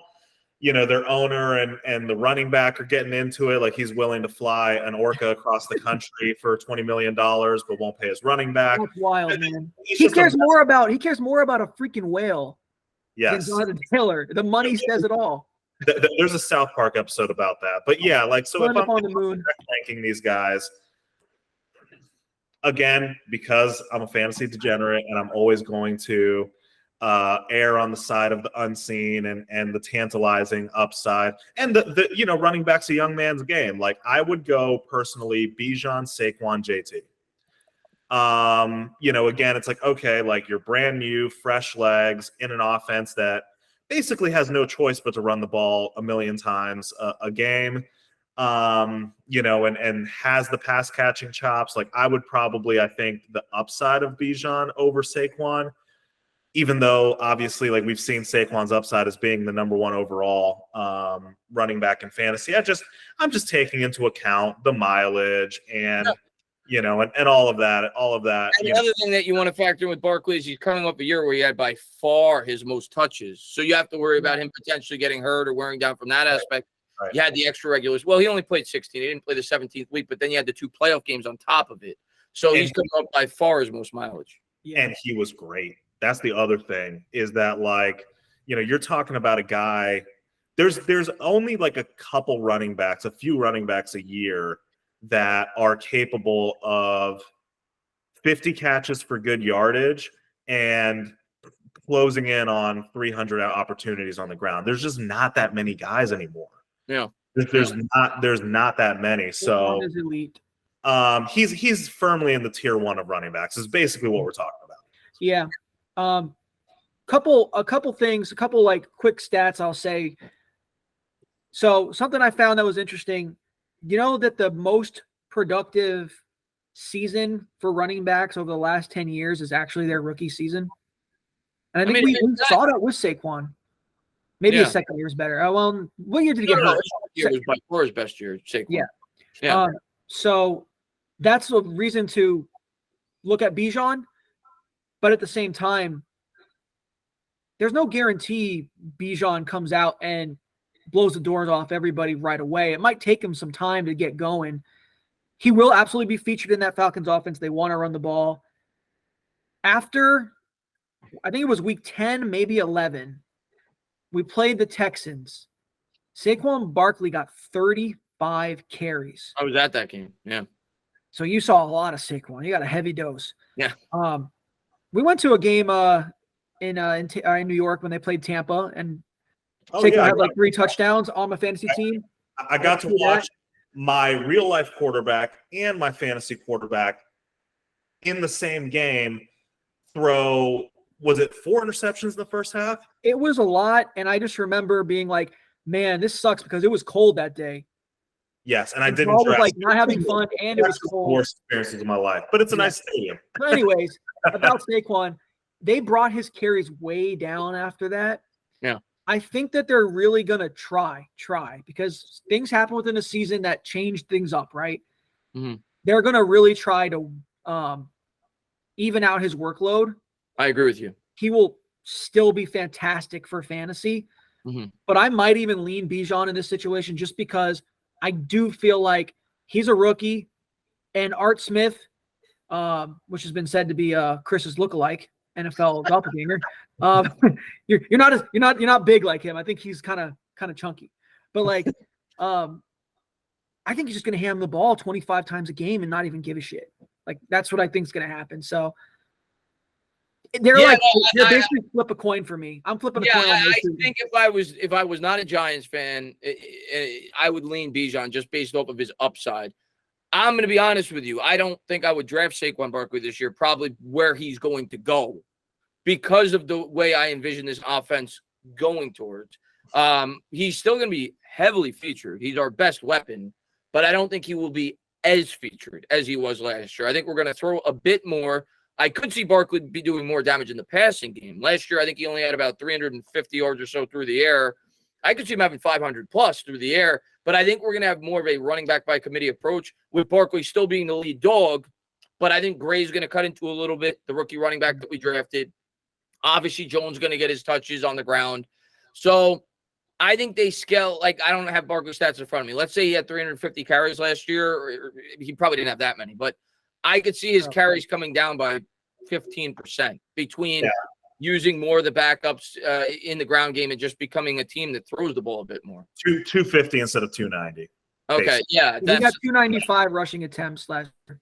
Well, I'll say this. Me and Andrew did an exercise really early on when we were doing these shows. We kind of looked back at fantasy running backs, and first round and second round running backs, actually it's like more of like a 50-50 thing than we think. in terms of hitting on their ADP and returning their ADP value. So you draft Saquon by no fault of his own, it's going to be like a 50-50 shot. But honestly, what that really has to do with more than anything else is health. Yeah. If he's healthy all year, you're not going to be upset about it. He's safe. Yeah. He's safe. But, again, like no one is really safe from injuries in that position. Yeah. So that's why, I think a lot of people find themselves going more towards like the top 3 to 5 wide receivers, in that range. Because of that thing, but I got to be the bad guy and ask that we move on to the Cowgirls, because I don't think we've given. We have to. Yeah, I was like, this is an NFC East program, so we have to talk about this team. Yeah, a couple more teams. Yeah, you still good, Chris? I know it's a marathon. We're good. All right. Yeah. So Paul, you're right. We do need to talk about those cowpokes. But yeah, last thing I really want to say about Saquon is just, he's the safest of those guys, and he's going to deliver just fine. The thing about the first and second round when it comes to running backs, at that point they're getting drafted based off their ceiling, which was the year before. I don't even know the last time a running back was the RB1 2 years in a row in fantasy. Like maybe back in the Adrian Peterson days, maybe LaDainian Tomlinson. It's very hard to repeat. Yeah. You get 3 to 5 good years out of a guy, unfortunately, is how it is. Yeah. So Cowboys, man, we better beat them week 1. God, we need to beat them week 1. Right. Yeah, huge game. Sunday Night Football. I'm gonna have to leave the house because I'm gonna be waking people up. It's gonna be rough. It's gonna be crazy. But we kind of talked a little bit about Dak. The Cowboys. So the Cowboys. Dak Prescott. Rain Dakota Prescott. It's her full name. Believe it or not. Fun name. 5 last year. Disappointed in the playoffs. Very on brand for them. He rains interceptions. 15 interceptions in 12 games last year. Abysmal. Led the league. Abysmal. And I think Kellen Moore is awesome. And the fact that he left, I don't know. I don't know if he's going to throw as many picks, but I think the Cowboys are going to look kind of ugly at times. I think they're going to be more balanced than they've been in years past in terms of run pass. I love Pollard in fantasy. I know we're going to get to him. He's a great value. He's another one of my keepers actually in my league. I love Pollard this year. I think I drafted him specifically in my keeper league, anticipating that Zeke was either going to be gone or because everybody always goes for the rookies, the Bijan Robinsons. And I said, Tony Pollard, I'm going to get him in like the 9th round, which I think I did. And everybody's going to look at him because he's a handcuff running back or a backup or a even distribution at the running back position with Zeke.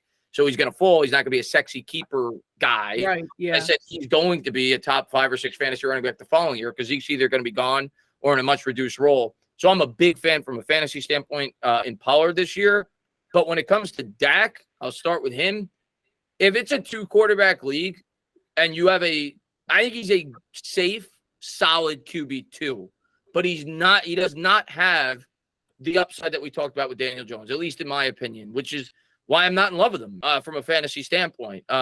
He just doesn't have the upside, but you're going to get at least solid, good fantasy production. Kind of like Goff last year. Like that to me is like Goff's ceiling, what he produced last year with the Lions from a fantasy standpoint. I could see Dak having a year like that, which is very good. Like Goff is probably in that 12 to 15, 10 to 15 range, what he did last year. And that's where I could see Dak being if he has a really good year. Like if he peaks, that's kind of what I see him at. Maybe Kirk Cousins levels from last year, maybe, but not anything more than that. And I could see his floor being significantly lower because, like I said, I think they're going to become a more balanced offense this year. I think they're going to run the ball a bit more. And I just think Dak is regressing a little bit as he gets older, new offense, new play caller. So I'm not, I wouldn't be in love with Dak anyway, 'cause I'm a Giants fan, but I'm not, to me, his floor is 18th to 20th and his ceiling is 10th. So I'm just not in love with him as a fantasy quarterback. Is he a bitch? Yeah, he's a bitch. So I'll just say I hate bitch. I hate Dak from a fantasy perspective this year. Yeah. The reason is he's being drafted just way too high. For what you said, and I agree, his ceiling, it's like he's being drafted above what his ceiling Pretty is. much at his ceiling. I think at his Yeah, ceiling. I think that's he's probably being You can drafted argue that. based off name recognition. Yeah, and it's like we just talked about Daniel Jones. I think Daniel Jones has a great shot of surpassing him in fantasy points. And you got guys below him too. Like, I mean, you could take a shot if you're a believer. Deshaun Watson, there's a good chance he outproduces. Take him over Dak in a second. Yeah. You know? So, like, you've got these names down below him that, like, let me just pull it up just so I can have it in front of me real quick of QBs. And then we use in Fantasy Pros, as we always do, just to get a baseline of what we're looking at. But, like, I'd rather have Tua. I'd rather have Tua because of those weapons. Yeah. And Dak doesn't really run the ball much. Like, early in his career, he ran a little bit more, but that's not where his fantasy value really is. He might get a couple rushing touchdowns this year, but that's not going to tip the scales enough for me. So I just think that he's probably one of the worst picks in fantasy you can make right now if you're taking him at his ADP. Agreed. You never want to do that. You never want to take a player at their perceived ceiling. We're joking around. Is he a bitch? Like, from a fantasy perspective, yes. I hear he's a nice guy. I'm sure he's cool. I don't have a problem with the guy personally. I'm in complete agreement. I really don't have much to add to that. Like, he's basically a statue from a quarterback perspective. And if I'm gonna, like, for me, the quarterback conversation has changed. A statue has to be Joe Burrow, has to have crazy weapons, has to hit that 40 touchdown mark. Prime Tom Brady. Yeah, to be a top 10 quarterback really in fantasy anymore, because there's so many guys that can impact the game running the football. So, like, out on Dak, we're all out on Dak. But the real question with Dak is he going to do enough to float the fantasy relevant positions that we do want from this team? CD was a wide receiver 1 last year. He had his breakout. He did it. He's a guy, confirmed guy. CD will be fine, but he's also, I think, getting the Cowboys bump unnecessarily. Okay. He's more of a back-end wide receiver 1 to me than a mid. And I think he's being drafted more of a mid-level 1. Like, I'm looking at let me see where they have him. I'm looking at ESPN. They got Lamb at 7. I think this is based off PPR format, so maybe it's a little bit different than your league because you said you're half PPR. Yeah. I'm 6th. He's 6th here. Okay. So looking at the list in that tier, in that range. Yeah. Looking at the list, guys below him that I would probably draft above him, Garrett Wilson, just based off of upside, I think I would take above him personally, Sure. or at least just because of Rodgers and Garrett Wilson. He's really good. So it's close. It's neck and neck for me. Jalen Waddle, I just like his upside way too much. I know Tyreek Hill gets a ton of targets there, obviously, but Jalen Waddle's a beast, and I think the big plays make up for it. Yeah. For Waddle. And I think I would lean AJ Brown above him as well. Yeah. So, like, Lamb to me is cemented as like a very safe top 10 fantasy wide receiver, but I don't know if he quite has the ceiling as some of those other guys that may be inside the top 10. That's why I'll take AJ Brown above him. Yeah. And I'll take Waddle. I'm probably not, but it's very, very close. Yeah. Okay. But I'm definitely taking Devontae Adams over him. I'm in agreement with you guys. He's in the bottom of the wide receiver 1s, but to me, he's a safe wide receiver 1 this year, even with all of the kind of weirdness around that offense, right? Like, is Dak going to figure it out? Mike McCarthy calling the plays, all that stuff you got to bake into the ADP. But honestly, he's entering his age 24 season. He was a highly drafted player. He's super talented. I'm always going to bet on that type of stuff. So he's safe for me. Like, pretty much the Devontae and AJ Browns, that's it. All the rest of the guys, like, I love Garrett Wilson's upside too. Honestly, I would still go CD above him because I've just seen it more. Yeah, that's fair. And he's in the second year, or I say second year, that's a lie. He's had the same quarterback for multiple years now. So I think that rapport is already built in there. I'm not worried about too many cooks in the kitchen. We'll talk about that's a good point you bring up because in Rodgers, it's kind of an unknown historically with him Well, no, that's not true. He used to pellet Jordy Nelson when he had his clear number one. But Rodgers, year to year, he kind of mixes and matches. And like you said, you don't know the chemistry. Brees Hall. We're splitting hairs with these guys, right? I think they're both going to be great, you know. They're but all good. yeah, Brees Hall being out, if Brees Hall is out for a while, I think they will lean a little bit more on their passing game. Yeah. So Garrett Wilson can boost that up. I think the Jets have a really tough schedule, though. That is something to keep in mind when it comes to their receivers. So but yeah, Cowboys have a tough schedule too. They do. And they got to play us week 1, so CeeDee's getting shut down. But but yeah, like I agree with you guys. CeeDee's very safe. I want to win my league though, so I don't play for safety. I play for upside. So that's why I won't have CeeDee this year. Give me the guy with the upside. Why do you think CeeDee Lamb can't be a top 5 wide receiver? I think he can be. I think he can be. I just don't necessarily think he's as likely as some other guys, but I think he can be. I definitely think he could be a top 5 wide receiver. Back of the second round. I think he's going to be good. I don't think CeeDee's gonna have a single wide receiver 1 week though. Like there's too many awesome ones out there. I like his consistency score though. He was pretty consistent. Here. We've talked about it in many ways. He's a safe pick where he's going.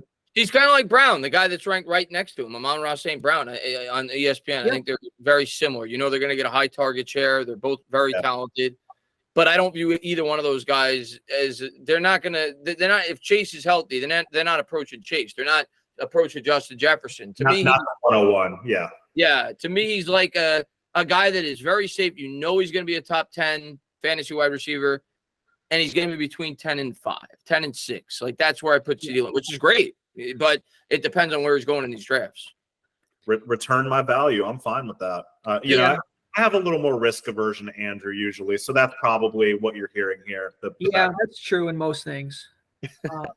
We've known each other a long time since middle school, so you know.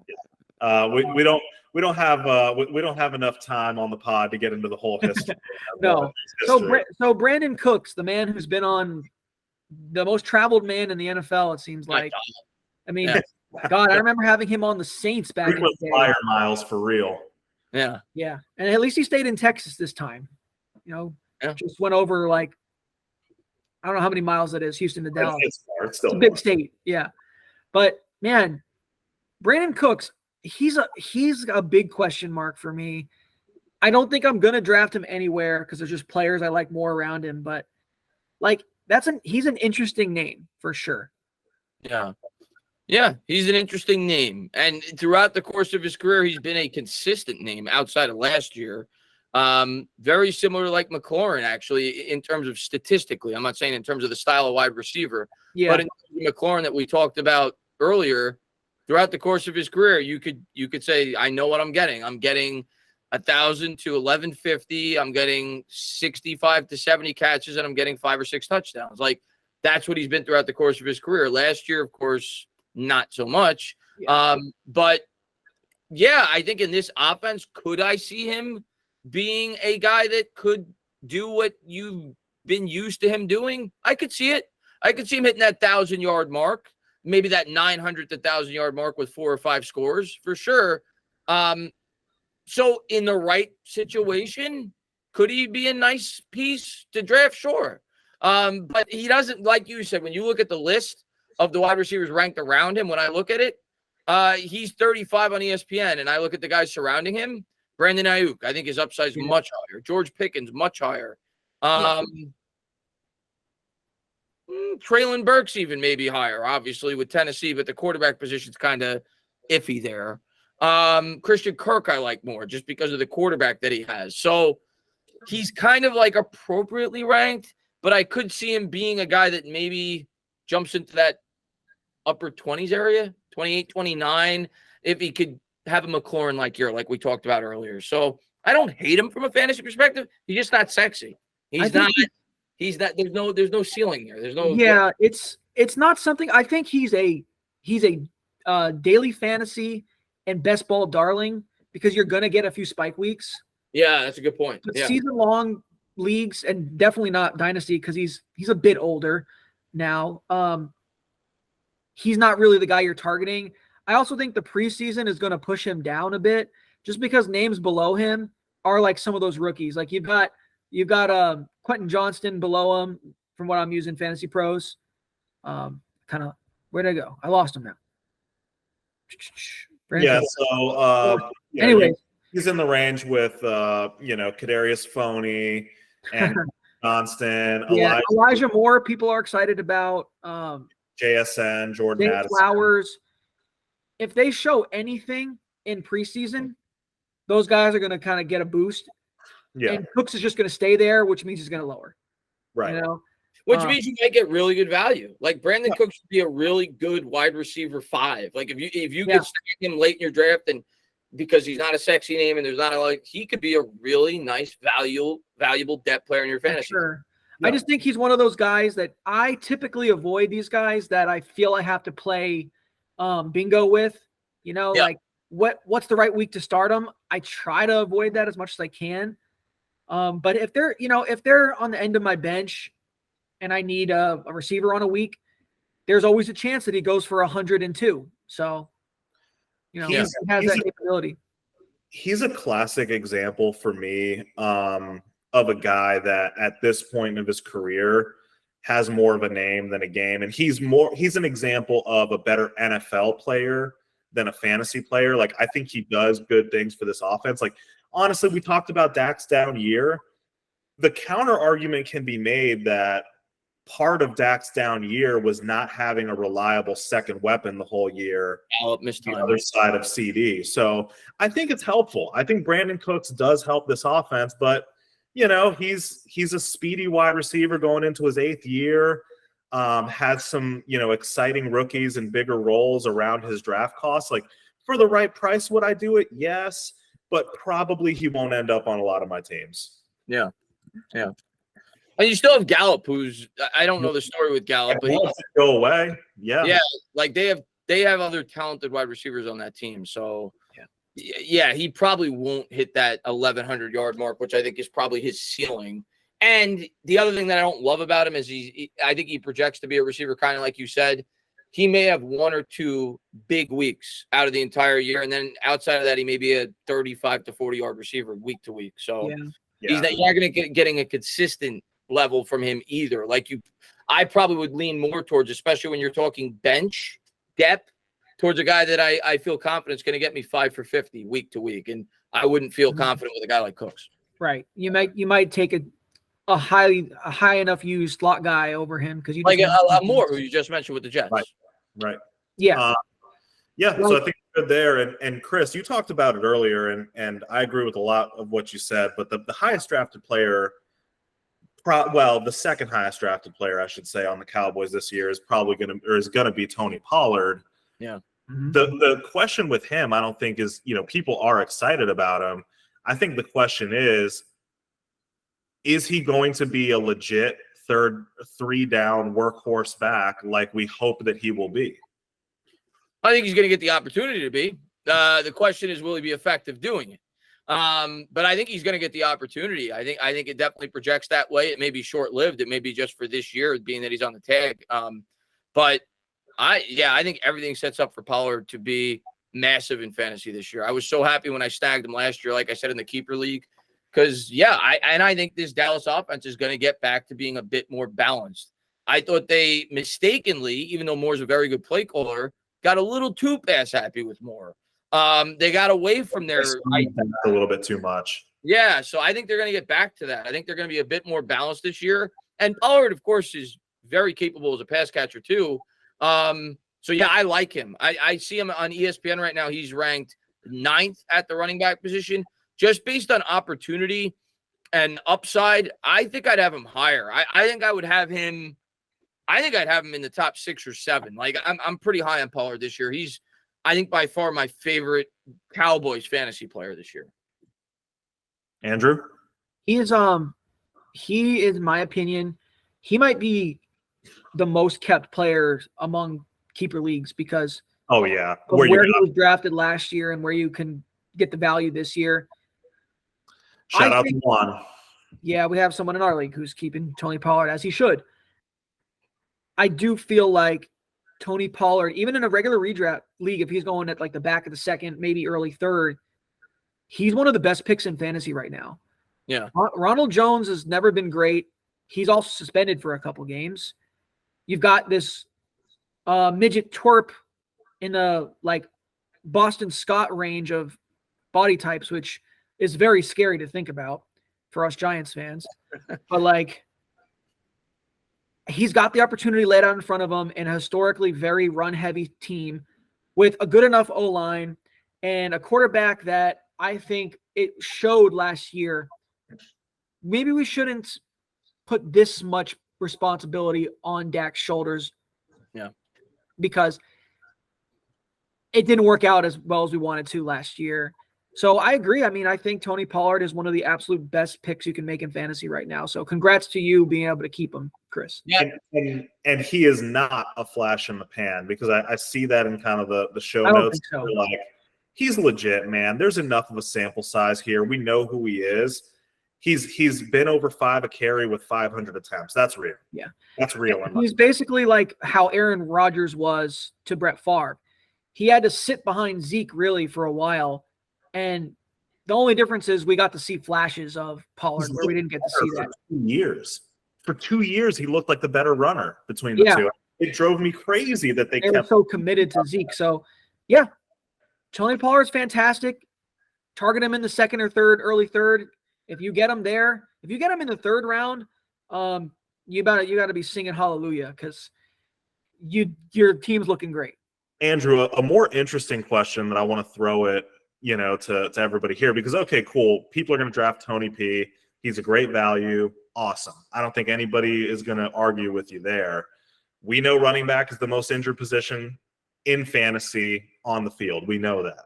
Mm-hmm. So between Deuce and Malik Davis, who is the guy that a more skittish fantasy owner should have on the end of their bench, just in case the worst happens? It's hard to say because I don't know much about them, but I would just picking a name. I'd just go with Malik, because I think he's going to be able to be on the field more. I think what's the Deuce? What's his last name? He's tiny. He's so small. Deuce Vaughn. Deuce Vaughn. Yeah, I should know that. I just don't think he's ever going to have a role where he's going to be able to really be a 20-touch guy ever. Yeah. No matter what's going on around them. Like, after we cut James Robinson, they might be like, oh, we need a guy who can actually carry the ball and pick him up. Kind of, I don't think they see him as that kind of player. So I'd go with Malik. Yeah, I honestly, and I do agree, when you have a high-end running back, traditionally, you want to make sure you grab a handcuff because of the frequency that those players get hurt, especially a player like Pollard, who's never been a featured back. But I don't think I would invest in handcuffing Pollard, because to me, if Pollard gets hurt, I think it's just a complete running back by committee. I think they become like a 3, nobody gets more than 12 carries type of running philosophy. I think they would go from a bell cow to like the epitome of a running back by committee. Yeah, which I feel like that would be the Giants happen to them as well. We actually have a video, one of our earlier videos, where we talked about the whole philosophy around handcuffs. And to me, I'm just not a handcuff kind of guy. The only exception is if I have a very high risk guy and it's my RB1, and I know for a fact the guy behind him will get the carries. Like if I draft Harris, the 49ers, I think, are a great example of where I would want that last year. Yeah, because McCaffrey, you worry about injuries. Shanahan has an incredible track record in terms of, pre-snap motion when it comes to the running game. You've seen guys like Moore be able to have huge years. So I think there's select circumstances, the Niners definitely being one. But I agree with you overall. I'm not a big handcuff guy, because you don't know that guy, you have just as good of a chance of finding somebody else on waivers that it could be just as productive as a potential running back by committee. Mm-hmm. Those could be paper mache handcuffs. It just doesn't matter. Yeah. Anything else to talk about with the Cowboys? Cowboys. Tight end, but not. Yeah, I mean, Jake Ferguson, I think, is a guy who's going to get used, and we're going to know his name. I don't project him for anything crazy, but he's one of those guys who you can pick up streaming if you need to, and he might be all right because I think Dak has targeted his tight ends at a decent rate over his career. And I don't think Brandon Cooks is the type of player that's going to command a ton of targets. We'll see about Gallup. CD obviously will, but some of those extra targets will go to a guy like Jake Ferguson. And they drafted a guy, Schoonmaker, and I think he's injured right now anyway. So yeah, I could see him being like a streaming tight end if you have a bunch of. But yeah, definitely not a guy like we talked about earlier with Waller that's going to be featured in your offense week to week. Dak likes his tight ends. Dak likes his tight ends traditionally. All right, so is it time? He's becoming a Birds fan. Oh, I thought you'd be a Giants fan overnight after this, man. Like y'all have done everything you could to convert me. That's for sure. Not a New York sports kind of guy. Bulldogs. Oh, we are here. them birds. I mean, cut the episode.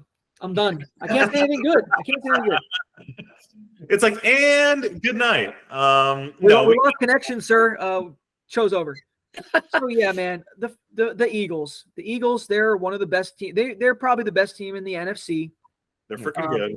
Them or the Niners. They're the two. Them or the Niners. Yeah, you can make that either way. I'm not going to argue either way. 49ers, Eagles. Man, does Jalen Hurts get double-digit rushing touchdowns again? Because he's being drafted like he will. Well, I mean, dude, he might because of that, like that push in the butt play behind that offensive line is. They need to ban that, by the way. So, I guess the question is, with how many rushing touchdowns you think he's going to get, how many times do you think that they're, 3 and in from the end zone? That's how many. It's almost automatic. So their line is so good.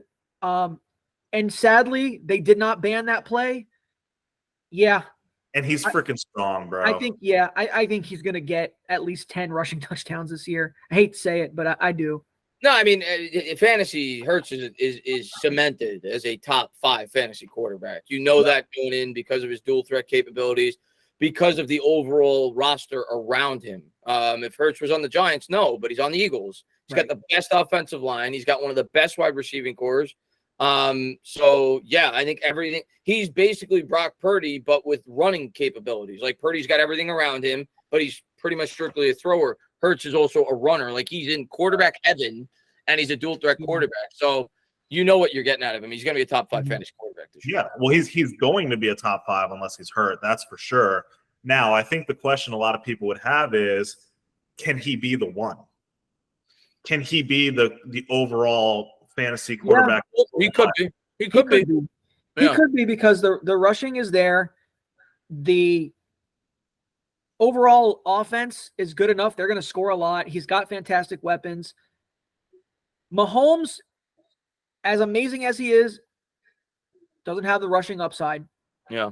Doesn't choose to have it. He's better. Well, and you see him bringing out a bit in the playoffs when it's worth putting your body on the line. But in the regular season, he paces. Yeah, he doesn't have to. He's like, well, we're going to score enough points to win this game. I don't have to put my body at risk. Maybe has a close game at the end, but you're not banking on that in fantasy. Josh Allen, he's got the same kind of capabilities, but his overall offense isn't as good as the Eagles. Yeah. And I know that he wants to rein in his rushing a little bit more. The coaching staff has said that. I could see Lamar being an interesting one. Yeah. Yeah. Lamar could do it because his team is overall looks like it's going to be better as well. And his thing has been health. Like he would have ran for over 1,000 yards too if he didn't get hurt last year. I think if Hurts has more upside, it's in the passing touchdowns. Yeah, you can't expect more rushing touchdowns than he had last year. Right. Yeah, I mean that was incredible, but 22 is really not that many. Yeah. If he gets into the 25, 26, 27 range, like holy shit, man. Like he's gonna be really hard to beat on a week basis in fantasy. It's hard to get that though, because you're looking at how many offensive possessions are they actually going to have? like the way the math works out is like if he scores a rushing touchdown, well, he can't also throw a touchdown on the same, you know what I mean, on the same drive. So it's a question of, to me, the Eagles game script. Last year, they were ahead. They smacked you in the mouth the first half. Yeah, so like they didn't have to do anything. It was like, all right, well, let's just control the clock for the second half. No. Their schedule's a little harder this year. Maybe Significantly harder this year, I think. So they have a harder schedule this year. So like if other teams can somewhat compete and he has to play a full 4 quarters, I could see that happening where he's absolutely the QB1. Yeah, I think it's going to be – I'd be surprised if he's not a top 3 or 4 fantasy quarterback. In terms of real life, we're not just talking strictly fantasy here. I could see Hurts having a little bit of a regression actually this year. He's got a new play caller. I don't think anybody's taken that into account. The Eagles lost both their offensive coordinator and defensive coordinator. Yeah, I could see a little bit of a transition this year for them, at least to start the year, and a much more challenging schedule than they had last year. But in terms of fantasy, I would be very surprised just because of the opportunities both in the run and passing game. They're playing a more challenging schedule, so the games will be tighter. So I think I'm actually starting to talk myself into him being the number 1 fantasy quarterback this year. As much as I hate to say that, but in real life, I actually see a little bit of a regression. It's a very green screen behind you, Chris. It's starting to. It's that new Kelly green screen. No, get rid of it. No. So Chris made a really good point, and again, it's good to get checked. Because we're just fantasy bros, right? Like it's good to get checked on the real football. Yes, losing your coordinators is a big deal. And last year, of course, Jalen Hurts was one of the best values in fantasy because you were drafting him lower and he ascended, right? Now you're drafting him at a really high cost, not as high as Pat Mahomes, but you're sitting there and you got to flip a coin in the middle of your 3rd round of fantasy. Are you grabbing Josh Allen or Jalen Hurts? I would still lean more towards Allen. But I could definitely see Hurts passing him. Like it's close. I would lean a little more towards Allen just because I know he's capable of hitting upper 30s, lower 40s in terms of a passer and touchdowns, and he's got the dual threat capability. And you know, much like we talked about with Robinson at the running back position, if Hurts stays the way that he is as a quarterback and they don't throw for 28 to 30 touchdowns, he is dependent. If you're talking about being the number 1 quarterback, he is dependent on those double-digit touchdowns as a runner, which I would lean he will get, but that's far from a guarantee. A guy like Josh Allen is not dependent on 10 touchdowns. He could get you 5 rushing and still be the number 1 quarterback. He's going to get close to 40 passing touchdowns because he's the better passer, I would say. No one really argues that between the two. Yeah. And that's more stable of a skill set. So, Andrew, in that kind of conundrum, if you were to pick a quarterback early, where would you land among those 2 guys? I'm going to pick Josh because I want that. You're getting such a high baseline between both guys. But to me, Josh Allen just has a slightly higher ceiling on a week-to-week basis. That could be the difference in a matchup to me. So I would take that. And I don't like to rely on last year's rushing touchdown total repeating itself. Even though I did say I think he's still going to get double digits because that push in is ridiculous. I agree with you. If you said, Chris, pick one way or the other, is he going to? I would say yes. Mm-hmm. But I think it's safer to think that Allen will hit at least 35 passing touchdowns than Hurts will get 10 rushing touchdowns. So yeah, that's why I think I'd lean Allen if I had to pick between the 2. And Allen's still going to get rushing yardage on a weekly basis. He just may not score the touchdown running the ball. So that's slight for me, but my biases and the mathematics to me say Josh Allen.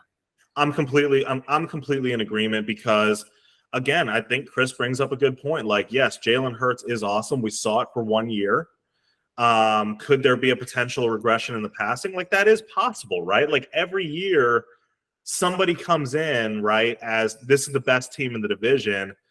But if you knew the best team in the division every single year without fail, you would make a lot of money betting. The NFC East hasn't had a back-to-back winner in like 20 years in the division. Yeah. Right. So, like, you never really know. Like, it certainly seems like it. I think Philly definitely has the best roster, but you never know. You never know. There could be some regression. But the little bit of an argument between these two guys and kind of everybody else, like that tier break of quarterbacks, that next kind of step down, just a little context for you guys. Like, early quarterback drafters, I think, have gotten kind of crapped on quite a bit, like over the years of guys that take those guys early. But I think those guys are starting – I think it's becoming more of a viable strategy. The difference between the top 3 guys of the quarterback finishes last year and Jared Goff is over 100 fantasy points on average. Those guys were around 400 each apiece, and Jared Goff, who was very good last year, the number 10 quarterback, was 290. So, like, that's a big jump. That's a significant difference, and the only guys that are really worth that top flight investment in that position, in my opinion. Yeah. And Chris just clustered around the middle. I Chris think talked about being in a 2 QB league. That strategy of early QB, it's so dependent on what kind of league you play in. If you play in a 2 QB or you play in a super flex league, then you probably should. It matters a lot more. And it's also the size of your league, because if you play in like an 8-team league or something like that, which if you do, that's not the best. Yeah, ours are 10. That's fine. But like just giving the example, it matters a lot more to have a high-end QB, because every week if let's just say you have Joe Burrow. Well, actually, no. Let's just say you have Dak Prescott, right, as your starter. And you're every single week then, assuming that one of those other teams took a higher-end quarterback, you're playing against Mahomes, Hurts. You're down 20 points, 15 points. Yeah, you're starting the week off at such a detriment every week pretty much, unless just one of those guys has one of their one duds a year and you get lucky, you're at such a disadvantage. Now, if you play in a 12 or 14, it doesn't matter quite as much, because you're not seeing that higher end QB against you every single week. And if it's a 2 QB league or a super flex league, you can be like, all right, if I didn't get Mahomes, Hurts, or Allen, but I got, let's say, Trevor Lawrence, and then I backed it up with a Daniel Jones, you're closing the gap a bit. Yeah. So format matters a ton with quarterback. Absolutely. That makes sense. Well, look, Jalen Hurts is good. He's a stud. We know he's a stud. Fantasy. He's overrated for real football, but he's a stud for I agree with that. All right. So let's talk some pass catchers. AJ Brizzy. Oh my God. 1,511. I didn't have him in any leagues. I didn't realize he went off to that level. I was surprised to see those numbers. Yeah. I think AJ Brown is appropriately ranked. Besides, put CeeDee Lamb down a little bit, put Brown up a little bit, and he's right there. He's truly a stud, and he's going to be elite again. Yeah, he's a definitive top 10 to 12 wide receiver. Like, that's his basement for me. With a ceiling of, like, if Hurts ascends to what you said, becomes more of a passer, approaches 30 passing touchdowns, Brown could be a top 3 fantasy receiver. Like, I think that's the only thing that's holding him back, is his quarterback right now is not proven to be a guy that is a 30 touchdown level passer. But if he becomes that, suddenly Brown could be, 1,600, 13 touchdown. Like, he could enter that elite of the elite discussion. Right. The guys that get drafted near the top of fantasy drafts. Yeah, absolutely. He's got that upside. So we will play one very short name game with him, because I think that we all agree he's awesome. But between 2 awesome players, Stephon Diggs and AJ Brown, another Bills-Philly comparison, who are we thinking there? I'll start. I'll go with Diggs. And there's a couple of reasons why I would go with Diggs. But I if you're asking me who's the better receiver, it's very close. Like, in terms of real life, they're both very talented. I think I might even lead Brown in terms of who's the better wide receiver. But in terms of fantasy, as I told you earlier, I like guys who are a clear, defined number 1. Brown is the 1, but there's a 1A there. Like, Devontae Smith is really too. Yeah. With the Bills, it is Diggs, and there is a big drop-off after that. Like, he is the clear number one. We also talked about how Josh Allen is a walking, talking 35 passing touchdowns. So, with Diggs, even if he has a bad year, you're getting double-digit touchdowns if he stays healthy. You just are. The math just works out. So, Diggs is safer, and he has at least equal of a ceiling of A.J. Brown. So, to me, it's Diggs. I'm echoing what Chris said. Exactly it. The mathematics work out in Diggs' favor. If I'm starting a franchise, I'm picking Brown. Yeah. But we're talking about fantasy. So yeah. I'm gonna go with Diggs. No, I'm right there, but it's really close for me because I do think that, like you guys said, I think AJ has one more level that he could reach. Yeah. Like, he has one more jump. He's not even 25 yet, if I'm not mistaken. And so I think that he has a little more perceived upside, but, Stephon Diggs has shown us he can do it for a long time. He did not look like he lost a step at all last year. So, yeah, there's a small tier break there for me, but AJ Brown's above CeeDee Lamb, so I think, I think that's because I mean, one, he's just better in my opinion, but two, Hurts has a much higher probability that he could reach another level than Dak does. Dak is capped.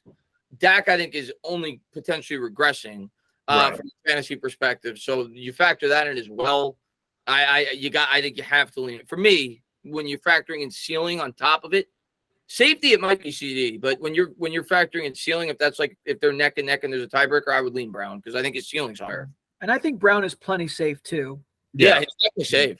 Yeah. I mean, he was actually like, I guess he had this perception last year that I thought he was more inconsistent, but when I dug into his stats earlier this morning, I'm like, oh no, actually, he only had really a few bad games. It really wasn't. Even Justin Jefferson had bad games. I mean, he got shut down by Zaire Alexander. Every receiver is just prone to having a dud game. It's just the nature of the position at times. So we've been very controversial so far. Jalen Hurts and AJ Brown are good, and you should draft them. So let's pretty high. Let's move on. The other guy, the 1A, or maybe 1B to his 1A, whatever you want to call it.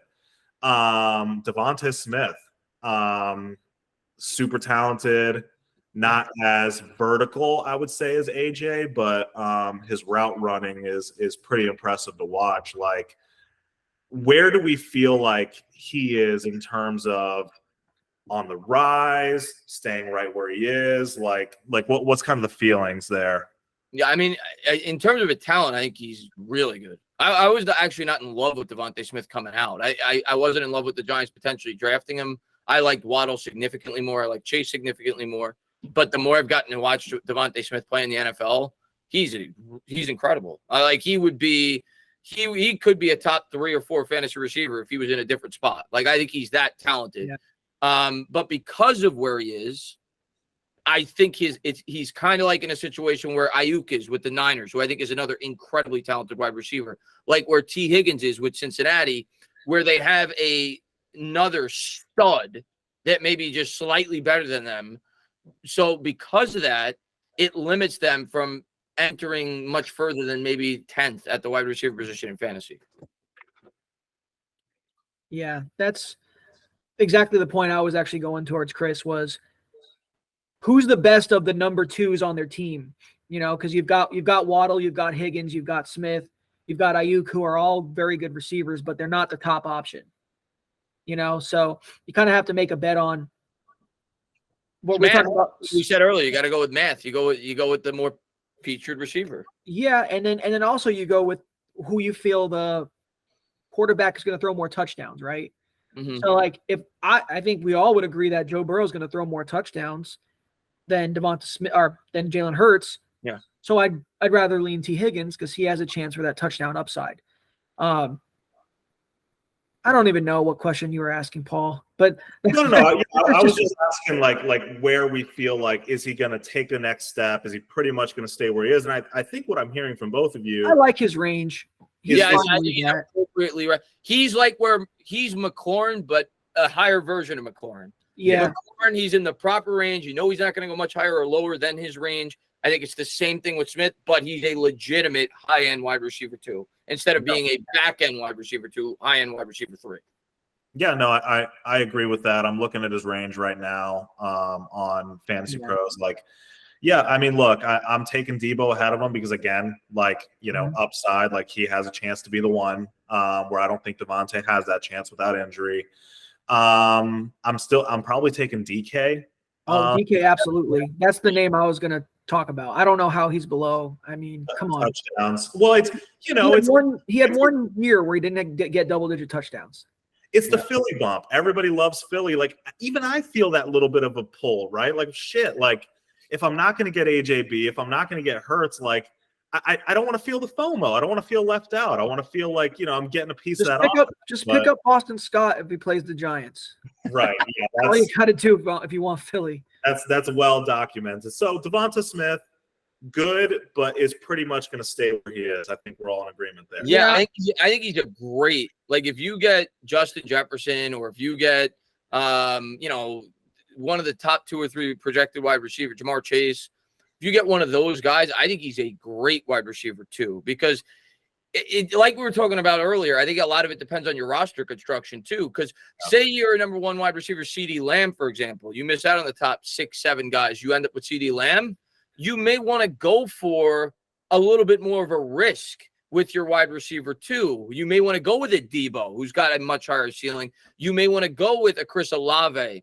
But if you end up getting a Jamar Chase, you may say, well, let me take the guy that I know is going to get me 1,200 yards and 8 or 9 touchdowns, and there's not a lot of risk there. And to me and this might surprise you, Paul, because I've described him as taking your medicine.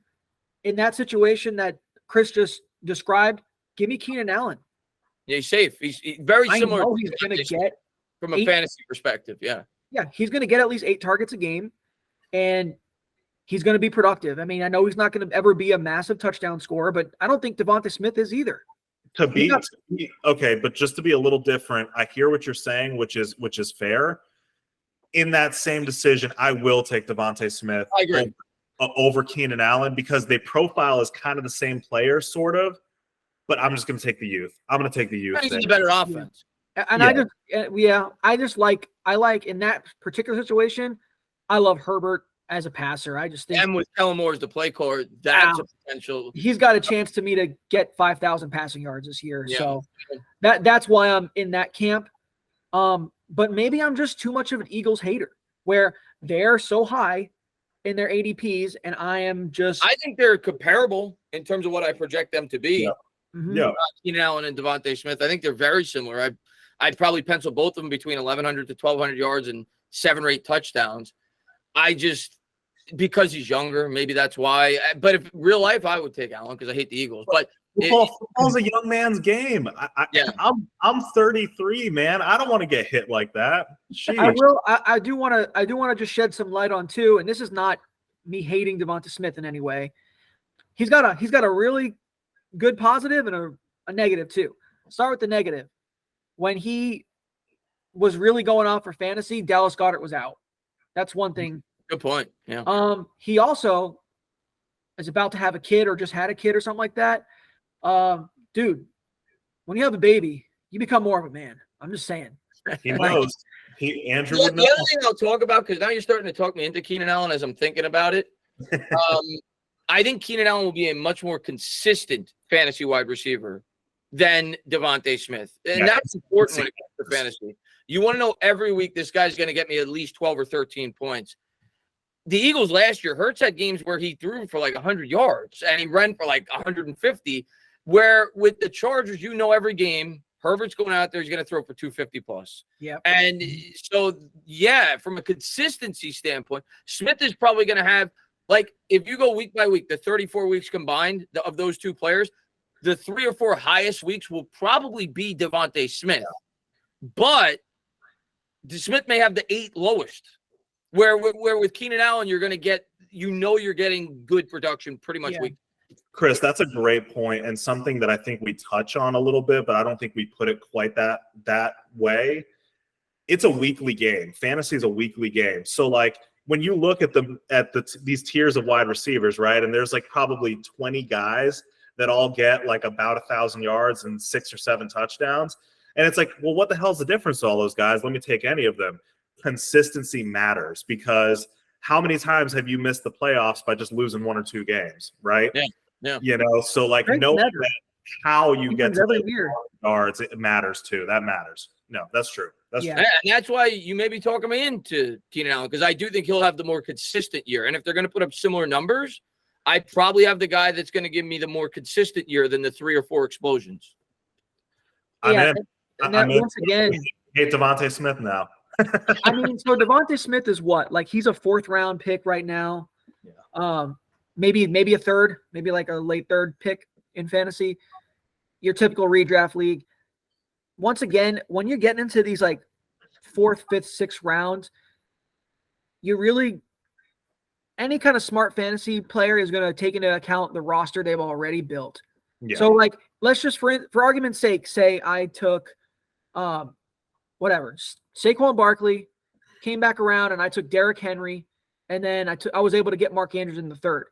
Now my wide receiver 1 spot is at a bit of a detriment, so I'm going to take the upside guy and pray. Yeah.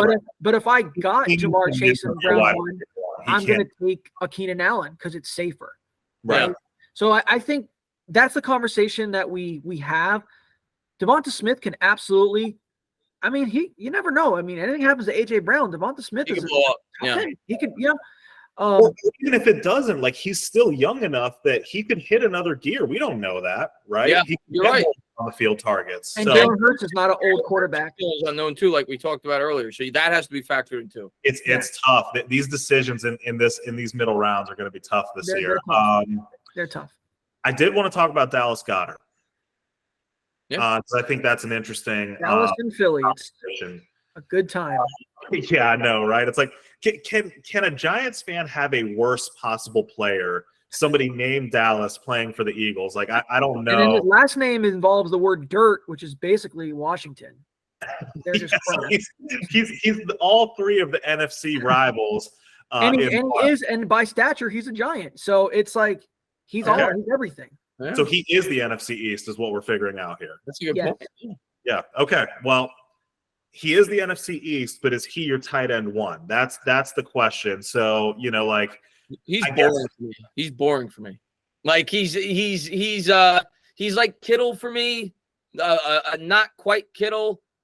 He's not, to me, I'd rather have Pitts. I'd rather have the sexy option. I'd rather have the guy that could become that top 2 or 3 tight end. There's a chance. Even Evan Ingram, I'd probably rather have. Like, I think he could be even better than last year with Trevor Lawrence. Like, Ingram got a lot better over the last 3 or 4 weeks. How does that make you feel? Safe. He's good. He's in a high-powered offense, but he's in a high-powered offense where you have a quarterback that may throw 25 touchdowns, and 10 or 11 is going to go to Brown, and 7 or 8 is going to go to Devontae Smith. So where's my ceiling with Goddard? I think he's safe. I think I'm getting my 800 yards, my 5 touchdowns. But to me, I think I go ceiling. Pitt still has the possibility to be that Waller, that 1,000-yard 9-touchdown guy, where Goddard to me is capped. No, that's a good point. 100% agree with Chris. To me, Goddard is like a elevated version of a Tyler Higbee. Like he is a good player, and he is a very good NFL player.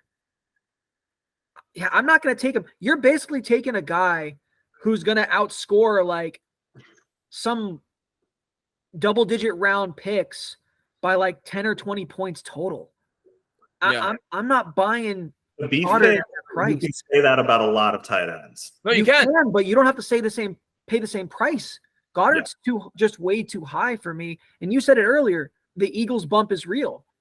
People want a piece of the Eagles, so they're like, oh, well, Goddard's the only one left worth a damn, so I'll take him. I don't know. I just feel like he's a pretty bad pick in fantasy as well. He's not moving the needle for your team, and you still have to pay like a 6 or 7 round. The tight end dead zone, if you will. Yeah, I guess you can coin that, the tight end dead zone. That's kind of where he is for me. No, and Chris made a good point. Ingram has better upside, although I think Ingram does a little more of this traditionally throughout his That's He's correct. good when he catches passes. Yeah. Yeah, exactly. But the Jaguars clearly value him. They gave him a pretty hefty extension. You've got a really good young quarterback that I think he's only going to continue to throw for more yards and more touchdowns. So to me, it just I Goddard's probably a bit safer, but to me, the Ingram ceiling is undeniably a top 4 or 5 fantasy tight end. Where Goddard, I think, is he's like 7th, but he's not going to get higher than 7th. Yeah, he's not going to go lower than 10. Where Ingram maybe top 3 or 4 if everything breaks right. Fits. I'm with you, Chris. And you know what? I agree with that. I mean, I think Goddard is a guy you can grab him. The cost is not outrageous. I wouldn't blame you if you did, but you're throwing him in your tight end. You know, you're probably going to get 7 or 8 points, so it will keep you alive, you know, in your tight end spot. But yeah, I mean, with the way that offense, there's so many mouths to feed. He does a fair amount of blocking too, in his role. So yeah, I'm with you guys. We don't need to keep. He's good. Like if you have him on your team, you're not gonna be upset. I just think he's probably, when you factor in ceiling too, I think he just goes a bit overdrafted. Yep. Yeah, and I just think, like, I guess I already said it. I'm gonna just reiterate the same crap I said. Whatever. He is not giving you an advantage at the tight end spot, and you're having to pay way too high of a price. Like, give me David Njoku like 3 rounds later. Give me a Chiga Okonkwo in like the 12th round. Who you will probably drop anyway, but whatever. You didn't pay a lot. Sure, but I'll drop him because I found a gem at the tight end spot. Like somebody like a Michael Mayer. Yeah, I know rookie tight ends, they struggle, but like guy was mature coming out as a tight end. And all I'm saying is that you're paying way too high of a price for a guy who's not going to give you that much more. That's all. And I think we're all saying different versions of the same thing here. Like in the grander tight end conversation, like if you're not one of the first guys, the main philosophy is be one of the last guys. Yeah, if you're not first, you're last. Yeah. We all know that's good advice. Their running back room is very weird and nebulous. Like their running back room is great. What are you talking about? They have Jalen Hurts. That's true. Yeah, he's in those meetings like, y'all can take the week off. We're good. Yeah. He's fighting for number 2. Who's the number 2? I was the person who took Miles Sanders in the running back dead zone last year, and I hated myself for it. Because he was just get vultured all the time. Yeah. But okay, so they've got Serious, yeah. Rashad Penny, who's always injured. DeAndre Swift, who's always injured. And they've got Kenneth Gainwell, who stole the name Kenny G. Like you can now call him the new Kenny G because the other Kenny G gave it up, in my opinion. We don't recognize the term Kenny G amongst Giants fans. He's dead to us, except for that one play where he finally caught a touchdown. But like, they brought in DeAndre Swift, which is exciting. A lot of people like, you know, the possibility that they might go a little bit more throw happy with the running backs. But like, what is you all's kind of stance on that? I mean, if I have to pick one, I would pick Swift out of the Eagles running backs. If I have to pick one, but again, it's kind of a backfield that I don't really want to touch in fantasy. Hurts is going to make you want to pull your hair out. He's going to vulture a lot of the tight ends.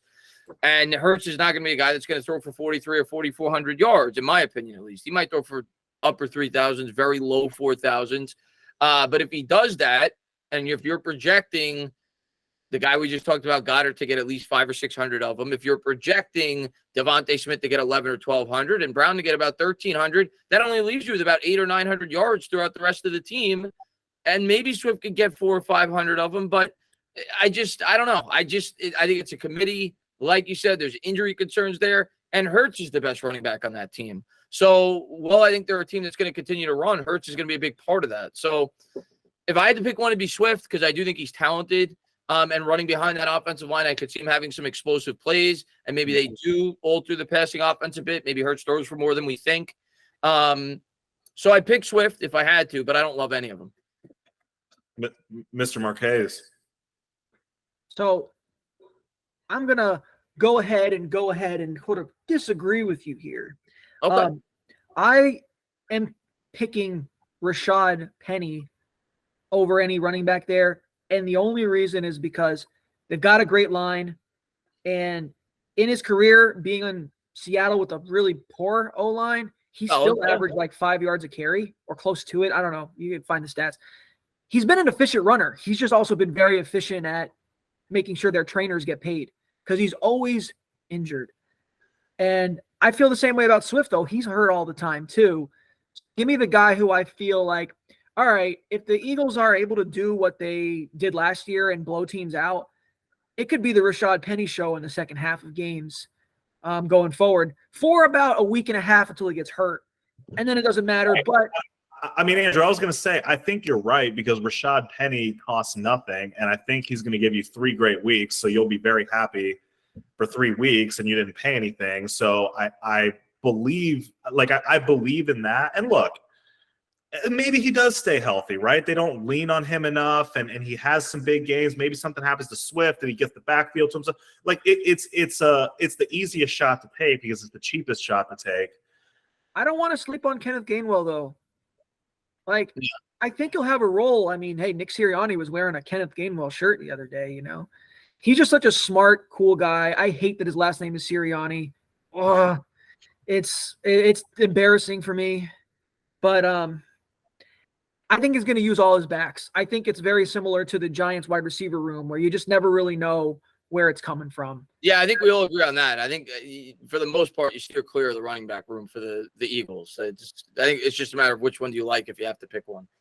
Yeah, you take a dart throw on somebody and then you drop them in week 2. Kind of like the Patriots backfield to me when they were good. Like you never really touch that backfield. Yeah. I think it'll be a committee approach. So I agree with that for sure. Like you're not going to have a 3-down workhorse. Like Jalen Hurts won't let you have a 3-down workhorse. He will vulture the touchdowns when they get into the goal line. Like just that play where he punches it in, it's the best football decision. You know what I mean? Like why would they do anything else if that works every time? So you get a man advantage on that play every time. Yeah. So I'm in agreement with that. However, I will say this to be a little different. DeAndre Swift, his draft cost is not crazy. He's down there with I think it's appropriate. He's down there with the guys that have question marks around them, the Camaros of the world, the James Cooks of the world, whatever, the Brian Robinsons of the world. So, like, if you take a shot on the talent, obviously Jalen Hurts is a great running back in his own right. So what does that mean? He pulls a lot of attention from the real running back. They have to spy him. So I think DeAndre Swift is a totally fair shot if you believe that the marriage of the talent, the offensive line, and the offense are all going to mesh together, and he will have enough volume to make him a good running back 3. That's my question with him. Is he going to have the volume? I think he's going to be productive there. Can he stay healthy, and is he going to have the volume? Yeah, those are fair questions. I just don't think that, if you pick him in like the 7th or 8th round, I don't think it murders your draft. No, definitely not. Yeah. Definitely. One of these backs is worth a gamble. If it doesn't work out, you can move on from them. They're not costing you so much that you're pot committed. Yeah. Any running back. Exactly. There. Yeah. So somebody like me that's going to get into drafts, get in the later rounds, and again feel that FOMO that I missed out on the Philly thing, you can take a flyer on one of these guys and feel like you did something. Exactly. Pretty much. Yeah. Pretty much.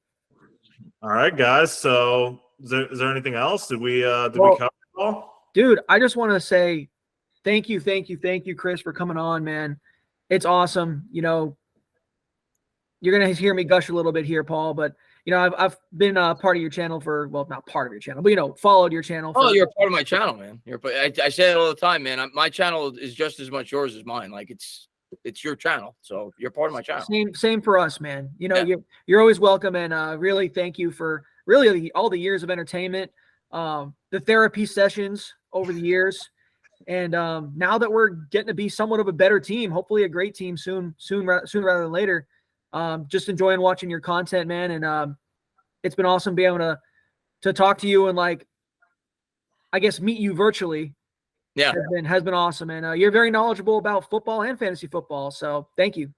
Yeah, no, I had a blast coming on. Yeah, second you reached out to me via email, I always try to, and you've been active on my channel for years, so of course, man, I want to come on if I can help, even in a little way. So, yeah, I appreciate you being a big part of my channel. You've been active. So yeah, I'm excited. I'm excited to talk Giants this year. I can't wait for you and everybody else to be a big part of it. And hopefully we have a fun year. Last year was by far the most fun. I've been doing YouTube since 2008. Well, 2018 regular season, when we drafted Barkley. And last year was by far the most fun I've had. And hopefully it continues this year. I think it will. I believe in Dable. So I think we're going back to the playoffs. I can't wait.